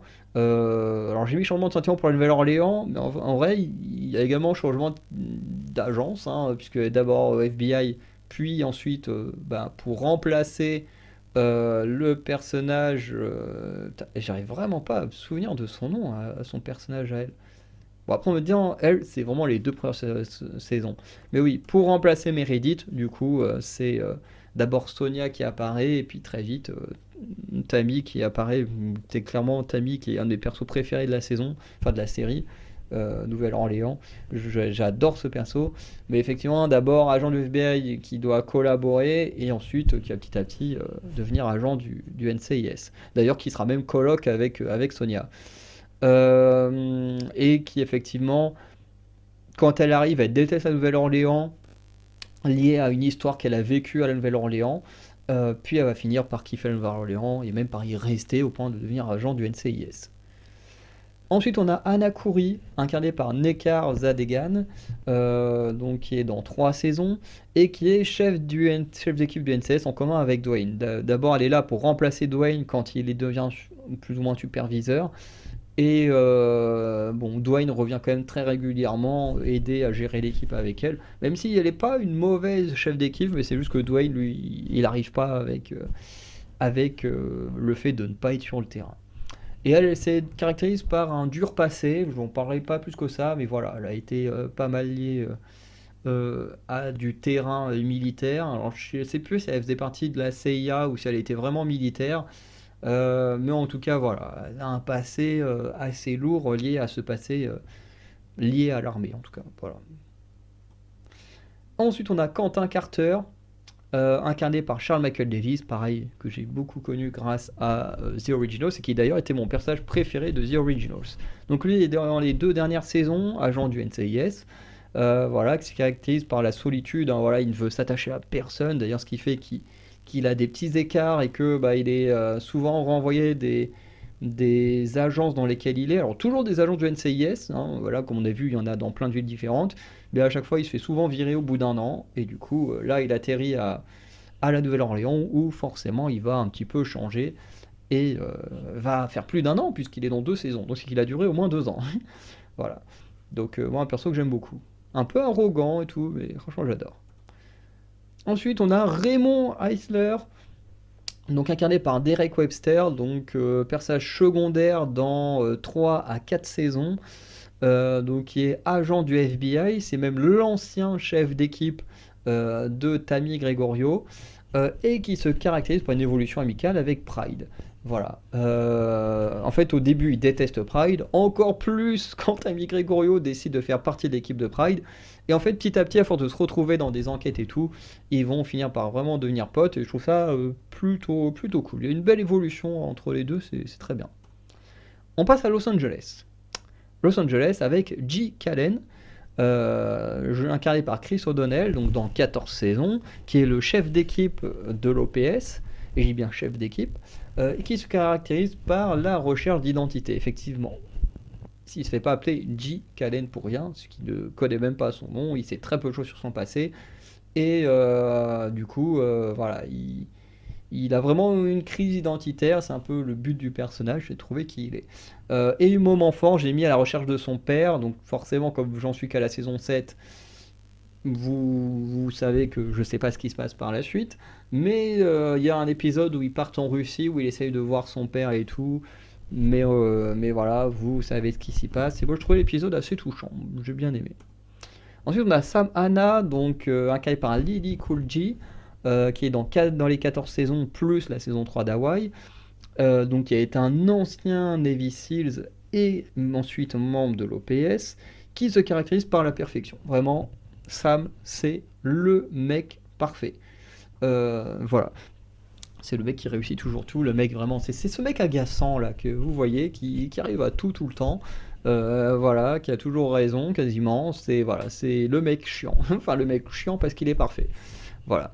Moment fort, j'ai mis Navy Seal tueur, avec un point d'interrogation, voilà, ceux qui ont vu l'épisode vous comprendrez, mais en gros c'est un épisode où des Navy Seals sont accusés d'avoir tué, et lui en tant qu'ancien Navy Seal, il peut pas accepter que d'autres, d'anciens combattant comme lui puisse tuer des gens. Et du coup, l'épisode est vraiment très très cool, surtout que c'est lui qui va devoir faire les interrogatoires et tout. Enfin bref, l'épisode est vraiment très très cool. Kenzie Bly, incarnée par Daniela Rua dans 14 saisons, membre de l'OPS, qui se caractérise par le côté garçon manqué. C'est en plus assez amusant quand tu vois que Marty Dix a un côté des fois un peu efféminé, machin, et que du coup, Kenzie Bly, c'est la seule fille de l'équipe, mais en même temps, c'est peut-être celle qui fait le plus garçon de l'équipe, quoi. C'est assez marrant. Voilà. Et moment fort, c'est sa mission top secrète, je crois en Afghanistan, si je ne me trompe pas de pays, qui est vraiment pas mal et qui du coup travaille énormément son histoire du passé. Ensuite, Marty Dix. Marty Dix, incarné par Erik Christian Olsen, que j'avais déjà vu en tant que personnage secondaire dans la saison 1 de Community, donc ma sitcom préférée, qui lui est dans 13 saisons, qui est avocat, puis agent de police de LA, puis agent de l'OPS, hein, donc du NCIS. Se caractérise par le côté blagueur, hein, voilà, c'est vraiment le dinosaure de Los Angeles, un côté un peu dragueur, blagueur, enfin voilà, c'est un peu le gars aussi qui se fait un peu humilier tout le temps, mais voilà, qui apporte vraiment pas mal de très bons moments.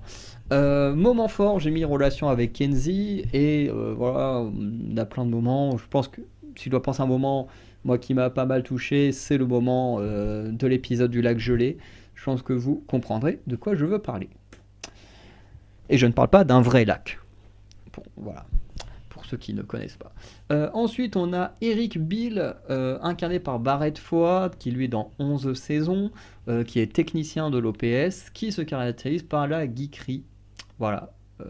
C'est vraiment le geek de base, voilà, qui est un peu entre guillemets le McGee de Los Angeles, même si je le trouve un peu moins. La différence entre les deux, c'est quand même Maggie, c'est un agent de terrain, alors que Eric, c'est un technicien. Mais les deux sont des gros geeks. Moment fort, c'est quand un traître le prend pour cible. Je trouvais l'épisode vraiment sympa. Il y a aussi un épisode où un ami à lui devient la cible d'un tueur. Je me demande si c'est pas le même épisode, c'est peut-être deux épisodes différents. Mais bref, il a des petits épisodes sympas. Henrietta Lang, incarnée par Linda Hunt, donc dans 14 saisons, même si j'ai cru voir sur internet qu'elle était un peu moins présente plus tard, mais en tout cas quand même présente. Directrice du coup des opérations de l'OPS, hein, donc elle est un peu cette superviseuse de l'OPS, qui se caractérise par l'autorité. C'est clairement ce qu'elle représente, hein, à la fois par son poste et j'allais dire par sa stature. Ce qui est marrant, c'est qu'elle est toute petite, mais tout le monde en a peur. Même Sam, qui est méga baraqué, il en a peur. Bon. Moment fort, les Comescu. Voilà, des passages avec les Comescu.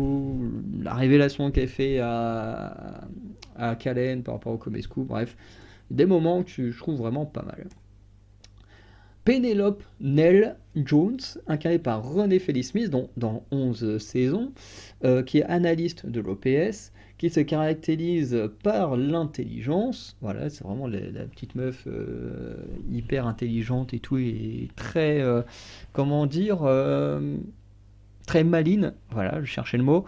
Et moment fort, c'est son premier mort. Alors elle aussi, elle a un côté un peu à Sébastien, et même Bill aussi, avec la saison 7, hein, à aussi vouloir apprendre à faire des trucs d'agent de terrain et tout. Je sais pas s'ils iront aussi loin que Sébastien, mais en tout cas, voilà, il y a un moment donné en tout cas où elle se retrouve pour se défendre à devoir tuer quelqu'un. Enfin, bon, après ça reste un criminel, mais ça a quand même un impact. Et j'aime bien ce genre d'épisode. NCS, on est toujours à Los Angeles. Pardon, j'ai le OK. Donc Owen Granger, incarné par Miguel Ferrer, donc malheureusement décédé, donc paix à son âme, dans 6 saisons, directeur adjoint du NCIS, qui se caractérise par l'autorité, donc une autorité différente d'Henrietta. Henrietta, elle a une autorité plutôt maternelle, voilà, même si voilà, elle est quand même prête à se sacrifier s'il faut. Que Granger, il est plus fermé, plus ferme, il est moins dans le sentimental que Leng, même si Leng, elle est aussi très autoritaire. Les deux sont très autoritaires, mais Henrietta peut plus facilement tomber dans le sentimental plus que Granger, quoi.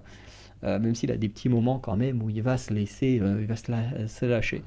Moment fort, j'ai mis son empoisonnement. Alors, je spoil quand même qu'il ne meurt pas dans cet épisode-là.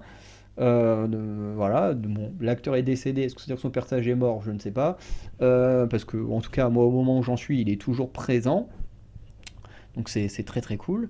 En plus, je crois que le dernier épisode que j'ai vu, et c'était une enquête qui était liée à quelqu'un qui connaissait quelqu'un de son passé. Donc, c'était vraiment un bon épisode. Mais c'est vrai qu'il y a un épisode où il se fait empoisonner et tout ça par un traître, et l'épisode est plutôt cool. Et c'est surtout, en fait, ce qui est touchant dans cet épisode, c'est la réaction des autres. C'est-à-dire que même si les autres le trouvent relou, à être hyper sérieux, machin, ben, il y a quand même un côté où ils sont attachés à lui quand même et tout. Et j'aime bien cet épisode-là, honnêtement. Voilà. Même là, l'épisode de Noël que j'ai vu de Los Angeles, il est plutôt mignon. Genre, il est en mode je déteste Noël, machin et tout. Et à la fin, il a quand même une petite phrase toute gentille, toute mignonne pour Eric et Nell. Franchement, j'aime bien ce perso. Ensuite, on a Nate Gates, incarné par Peter Cambor, donc qui est dans 11 saisons, donc qui est le psychologue de l'OPS, et qui, bon, en fait, on le voit beaucoup première saison, peut-être deuxième saison, et ensuite, en fait, il est souvent en mission d'infiltration, mais en même temps, il a son petit rôle de psychologue quand il y a besoin. Bref, il est plutôt intéressant comme perso. Et il se caractérise par l'aide, hein, parce que c'est son travail d'aider les autres à aller mieux. Ensuite, on passe à enquête spéciale. Donc là, les personnages là, ça va être les tout derniers, ceux qui vont nous aider à conclure la vidéo, puisqu'on est enfin arrivé à la série mère.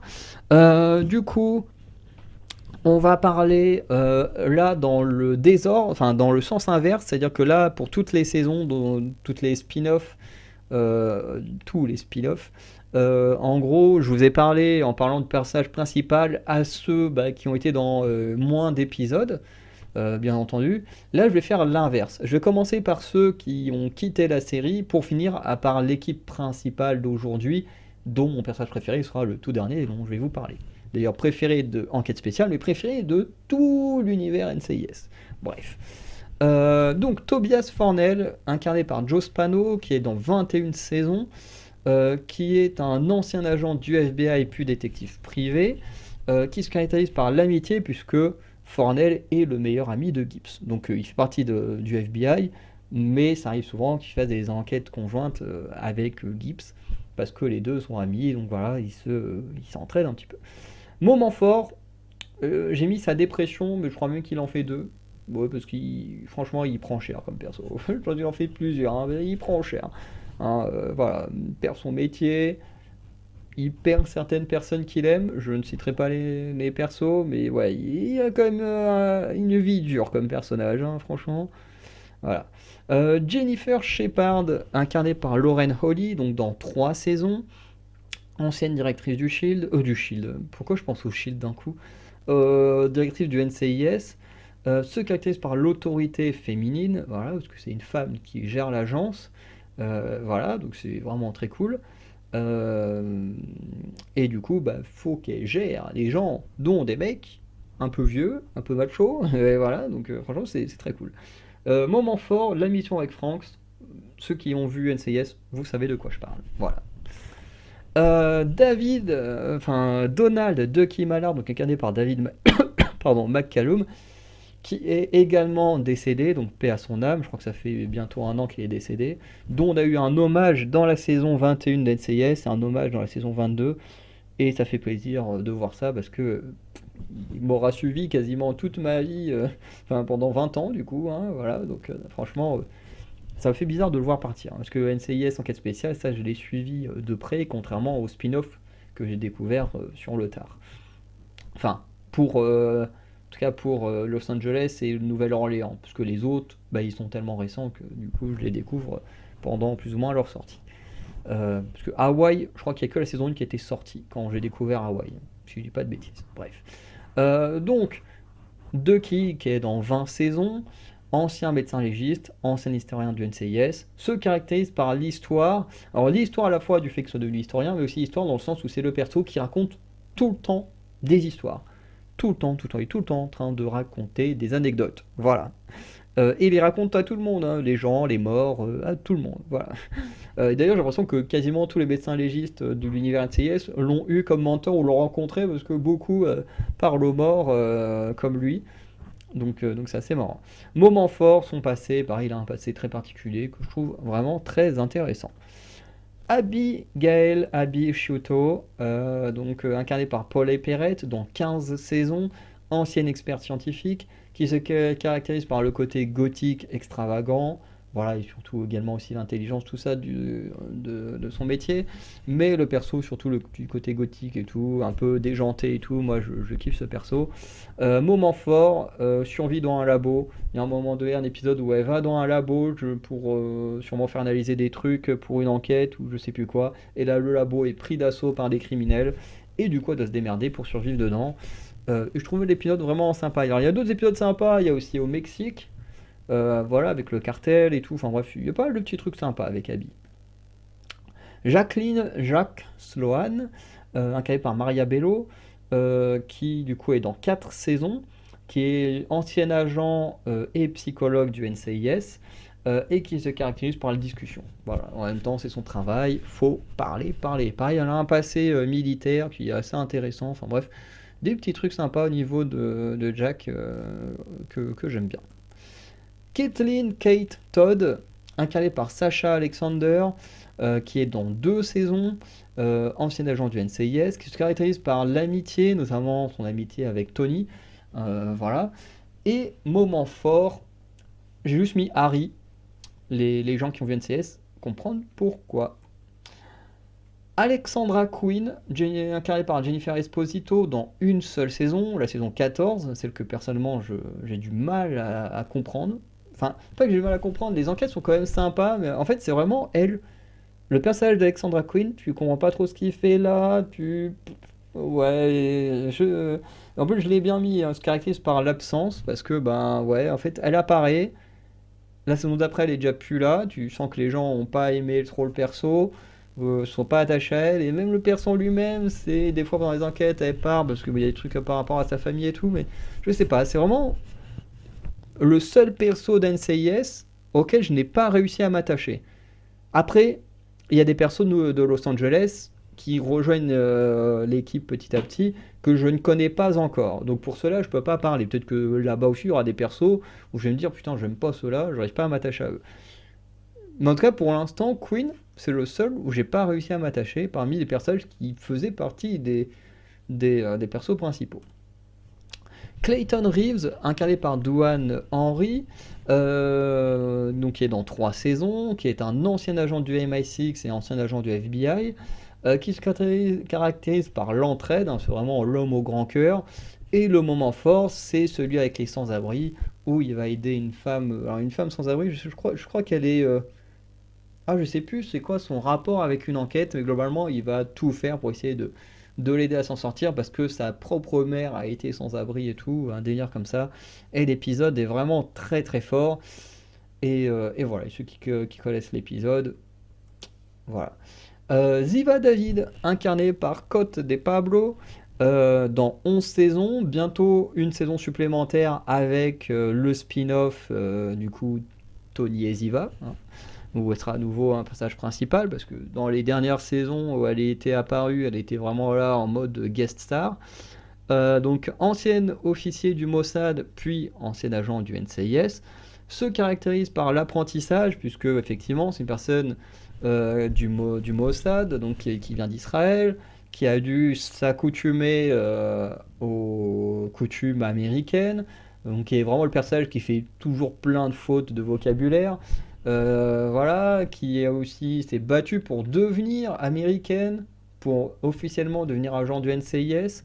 Bref, personnage très intéressant, moment fort, la solitude, qui est vraiment lié à ces derniers moments dans l'enquête NCIS enquête spéciale, que moi j'ai trouvé vraiment très très fort. Voilà, ces derniers échanges avec Gibbs, moi je les trouve vraiment pas mal, hein, quand elle sort, tout ce qu'elle a sur le cœur et tout, franchement j'adore. Et même avant ça, elle avait déjà eu pas mal de moments très forts, Ziva, mais voilà. Ensuite, Eleanor Ellie Bishop, incarnée par Emily Wickersham, que j'avais déjà vu dans un petit film d'horreur avec Amanda Seyfried, où elle jouait la sœur de Seyfried qui s'était fait kidnapper, et du coup, bah, tout le film, c'était en mode, faut retrouver Emily Wickersham, quoi, et voilà. C'était pas où est Charlie, c'est où est Emily. Bon, je sais plus comment s'appelait son perso dans la série, dans le film, qui s'appelle Disparu, tout simplement. Et ensuite, voilà, je l'ai vu là dans NCIS, et franchement, j'adore Eleanor Bishop. Dont d'ailleurs, si un jour j'ai une fille, je pense que je l'appellerai comme ça, parce que euh, le perso de fiction qui m'a le plus impacté, je pense, féminin, c'est Ellie Williams. Et si, c'est ça, hein. Attends, putain, j'ai un gros bug. Qui est Ellie de The Last of Us. Et le truc, c'est que je me dis, je m'étais dit, si un jour j'aurai une fille, je l'appellerai Ellie. Sauf que dans ma famille, il y a déjà quelqu'un qui a appelé sa fille Ellie. Bon, qui l'ont écrit Ellie à la manière de la culture arabe, donc avec un seul L. Sauf que bah, ça se prononce quand même Ellie. Donc, ce qui fait qu'il y a une Ellie qui porte le même nom de famille que moi. Et je me dis, bah du coup, si je vais appeler ma fille Ellie, ça fait un peu con que deux filles de la même génération, si un jour j'ai une fille, ça s'appelle Ellie. Et je me suis dit, en fait, il y a des moyens de détourner ça, c'est-à-dire de donner un nom plus long. Mais comme souvent on utilise plus ou moins les diminutifs, bah, on appellera quand même la gosse Ellie. Et du coup, je dis le choix, c'est de l'appeler Eleanor, qui en plus colle très bien avec mon nom de famille, qui est très court, donc ça colle très bien. Euh, Parce qu'en plus ça sonne bien, et bah, du coup ça fait référence au personnage d'Ellie de NCIS que j'adore. Et en plus le surnom, le diminutif Ellie, fait référence à mon personnage de fiction féminin préféré. Et sans que ce soit exactement le même nom, sauf que moi j'écris avec deux L, hein, si j'avais dû écrire Ellie, mais voilà. Mais en tout cas, le jour où j'aurai un enfant, son prénom, si c'est une fille, euh, et j'espère que ma future femme sera d'accord, du coup, aura sera en partie référence à ce perso. Donc voilà, qui est dans 8 saisons. Donc ancien agent de la NSA puis ancien agent du NCIS, qui se caractérise par le changement, voilà, changement d'agence et tout ça. Moment fort, c'est que j'aime bien, c'est quand Gibbs change avec elle. J'aime beaucoup cet épisode où voilà, elle lui dit oui mais t'es trop gentil avec moi, machin, tu t'es pas avec, t'es pas comment, enfin, t'as pas le même comportement avec moi qu'avec les autres. Enfin bref, j'aime beaucoup cet épisode-là. Qui pourtant, en fait, en vrai, en termes d'épisode, c'est pas le meilleur, mais toute la relation entre Gibbs et Ellie à ce moment-là, j'aime beaucoup. Franchement, c'est très fort. Après, il y a eu plein d'autres épisodes très très forts. Mais celui-là, franchement, c'est un perso que j'aime beaucoup. Et en plus, c'est juste une toute petite scène dans un épisode qui, pour moi, est assez moyen. Mais juste ce moment-là, perso, je le trouve très cool. C'est juste la fin de l'épisode, mais voilà, très cool. Anthony, alias Tony Dinozzo, joué par Michael Weatherly. Donc dans 13 saisons, une apparition dans la saison 21 pour l'épisode Hommage à Ducky, puis bientôt sera à nouveau personnage principal pour le spin-off Tony et Ziva, donc qui est un ancien agent du NCIS. D'ailleurs, ancien agent de la police, hein, parce que d'avoir été dans la police avant d'aller au NCIS, se caractérise par l'humour, la drague, le cinéma, enfin bref, c'est un peu le même profil que Dix, ou plutôt Dix a le même profil que Tony. Et comme j'ai dit, il y a eu un épisode avec les deux ensemble, c'est incroyable. Moment fort, c'est la relation avec son père. Il y a plein d'épisodes où il y a Tony et son père. Je trouve que les épisodes sont vraiment très très cool. Voilà.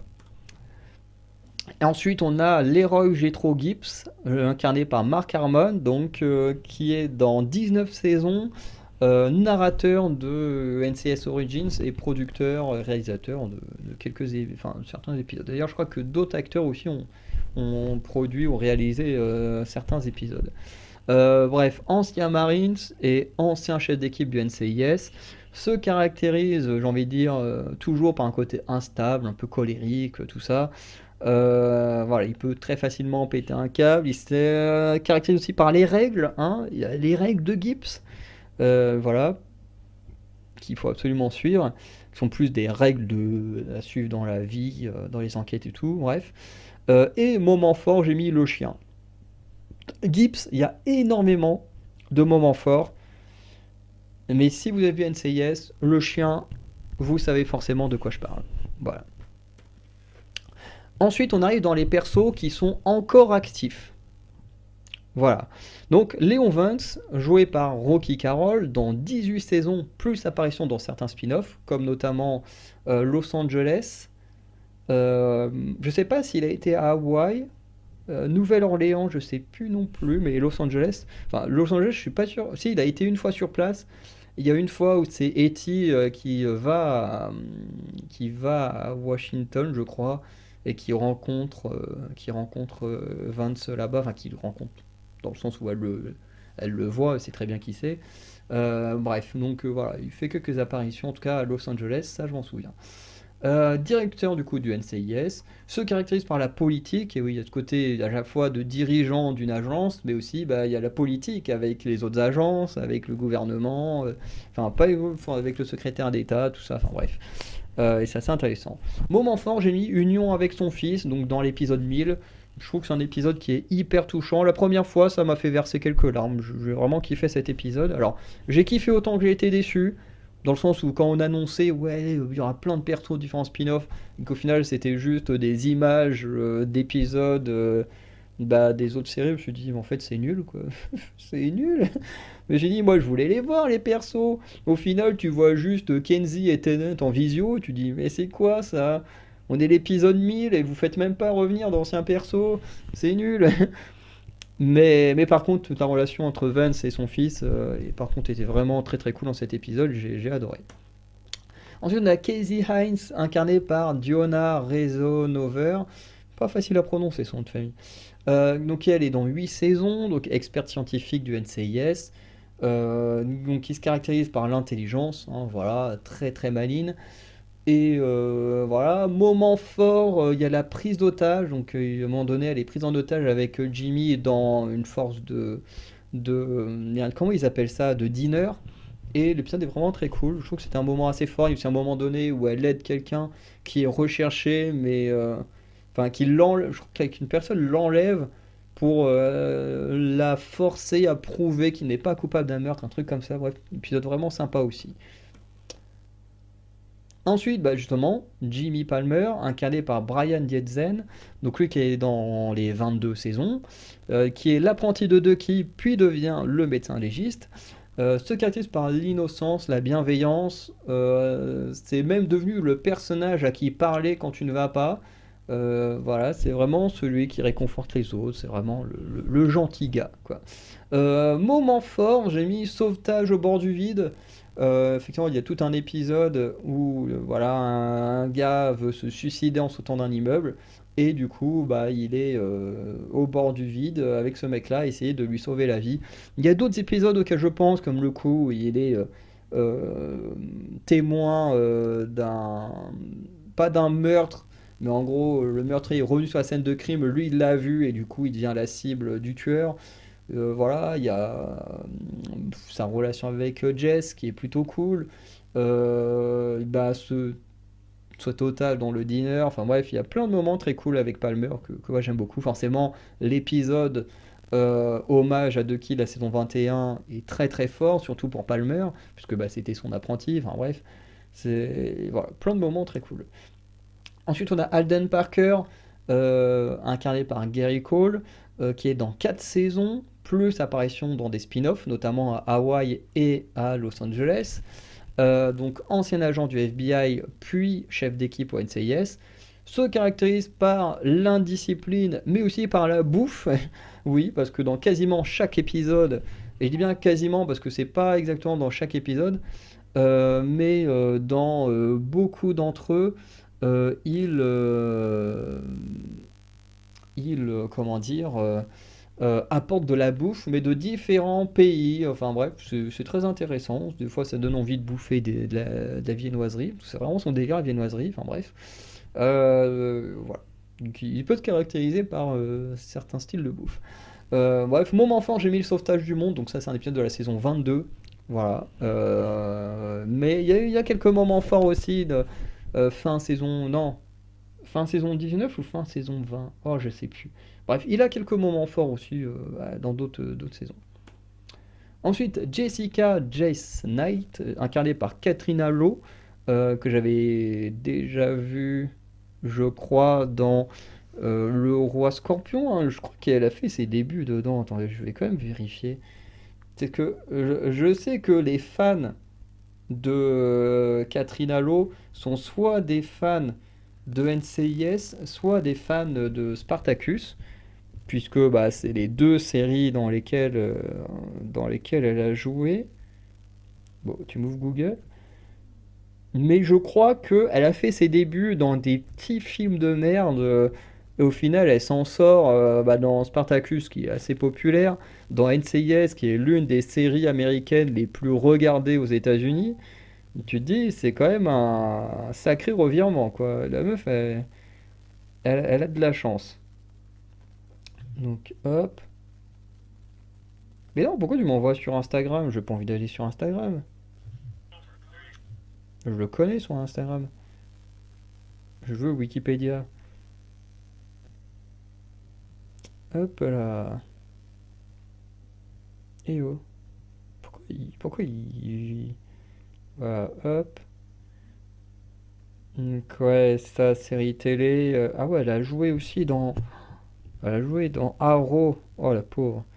Pendant 6 ans. Après ouais, c'est ça, elle est bien dans Spartacus. Ah, elle a joué dans Legend of the Seeker, je me souvenais pas. Chuck.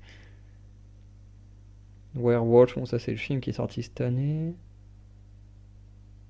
Ah non, c'était pas elle.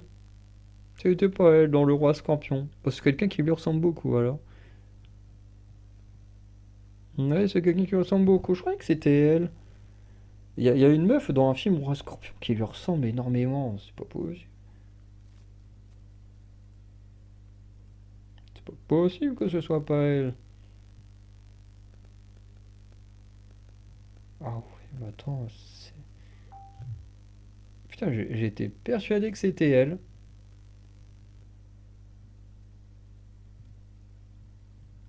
Non, bah. Après la vidéo, franchement, je vais aller sur le Wikipédia du Roi Scorpion. Je vais mater. Je sais plus, je crois que c'était dans les derniers Rois Scorpions qui sont pas ouf. Et vraiment, t'as une meuf qui ressemble énormément à Catherine Allo. Mais du coup, je croyais que c'était elle depuis longtemps, mais en fait, non. Donc voilà, donc elle est dans 5 saisons, donc ancien agent de la React, puis agent du NCIS, qui se caractérise par la carrière, et moment fort c'est le plan, donc c'est lié à ça, hein, voilà, le fait de vouloir faire carrière jusqu'à devenir, pourquoi pas un jour, directrice du NCIS. Voilà, en tout cas c'est le plan qui est conçu avec son père. Mais en tout cas l'épisode où le plan est annoncé est plutôt sympa, moi je trouve, et même un autre épisode de la saison 21, parce que c'est saison 21, est pas mal touchant. C'est l'épisode où sa sœur, enfin où un criminel sort avec sa sœur pour atteindre Jess aussi, qui est pas mal. Enfin bref, quelques moments forts aussi, moi je l'adore Jess. Euh, Ensuite, Nick Torres, incarné par Wilder Valderrama, qui est dans 9 saisons, donc j'ai l'intention de faire un cosplay un jour, parce que étant Métis, bah, c'est le perso qui me ressemble le plus. Voilà. Donc agent du NCIS, se caractérise par l'humour et le corps, voilà, parce que c'est vraiment quelqu'un qui prend soin de son corps, qui fait tout bien et tout, voilà.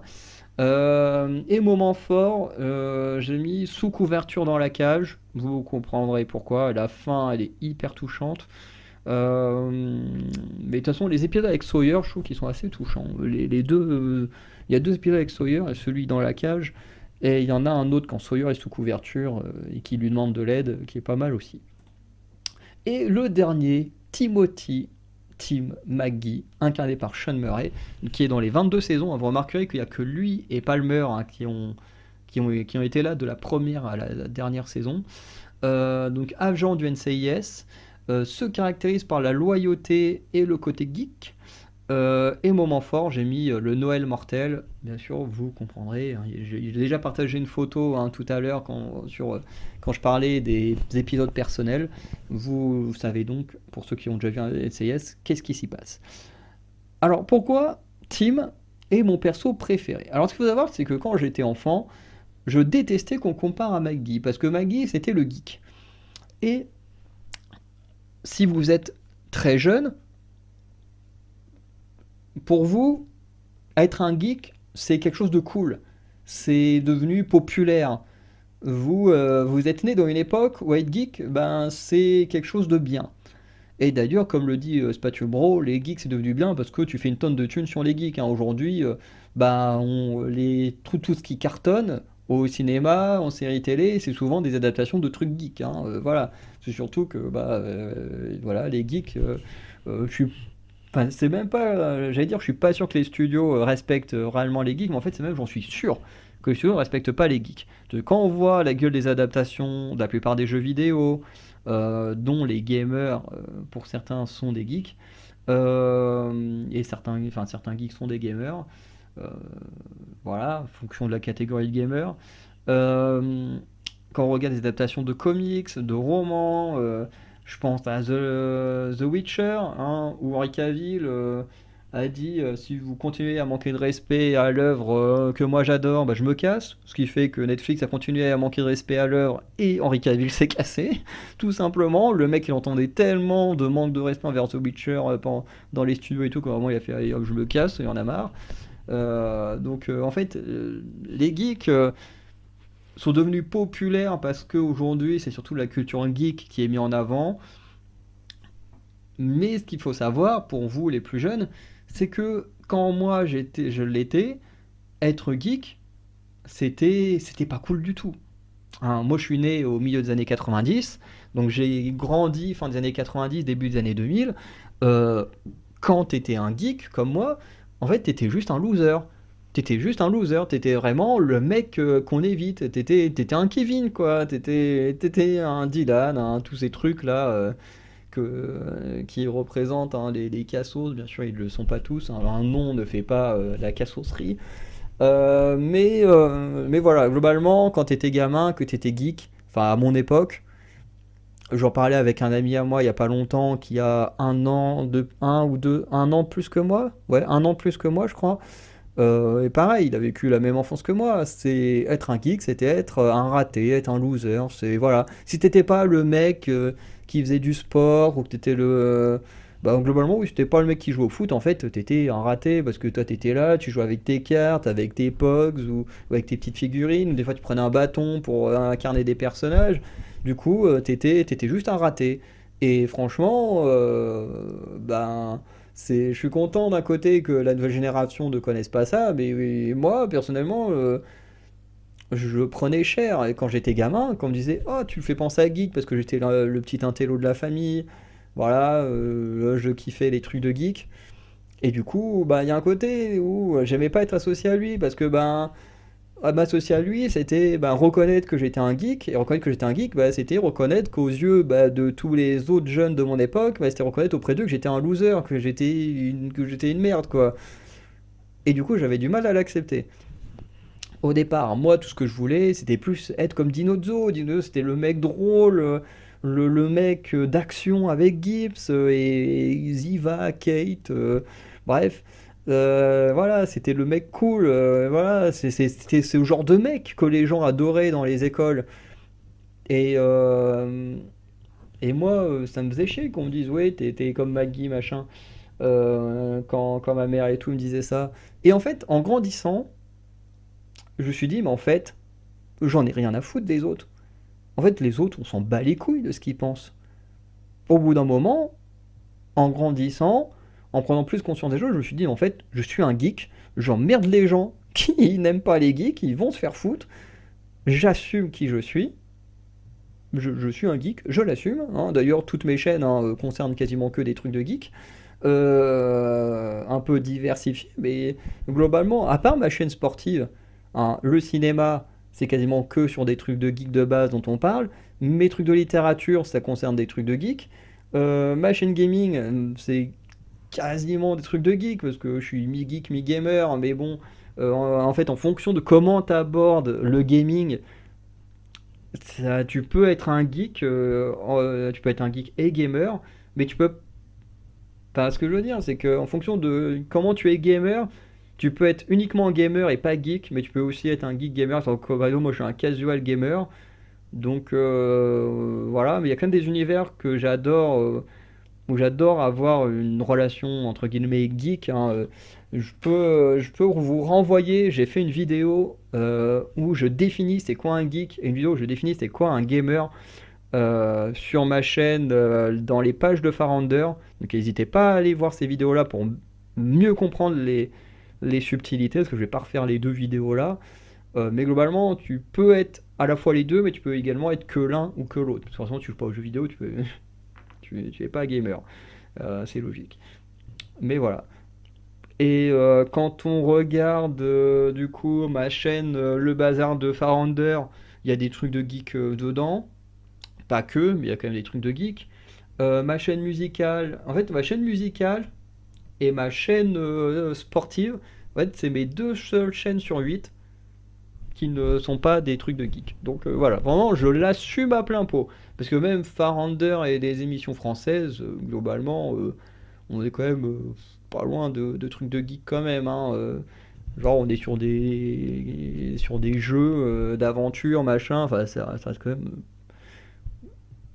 Bon, ça peut se rapprocher de la façon dont tu abordes le truc, voilà, un peu de la geekerie, surtout que tu as des jeux de société. Bon, j'ai jamais joué aux jeux de société sur les émissions comme ça, mais bon. Bref, en tout cas, je suis un gros geek. Aujourd'hui, je l'assume.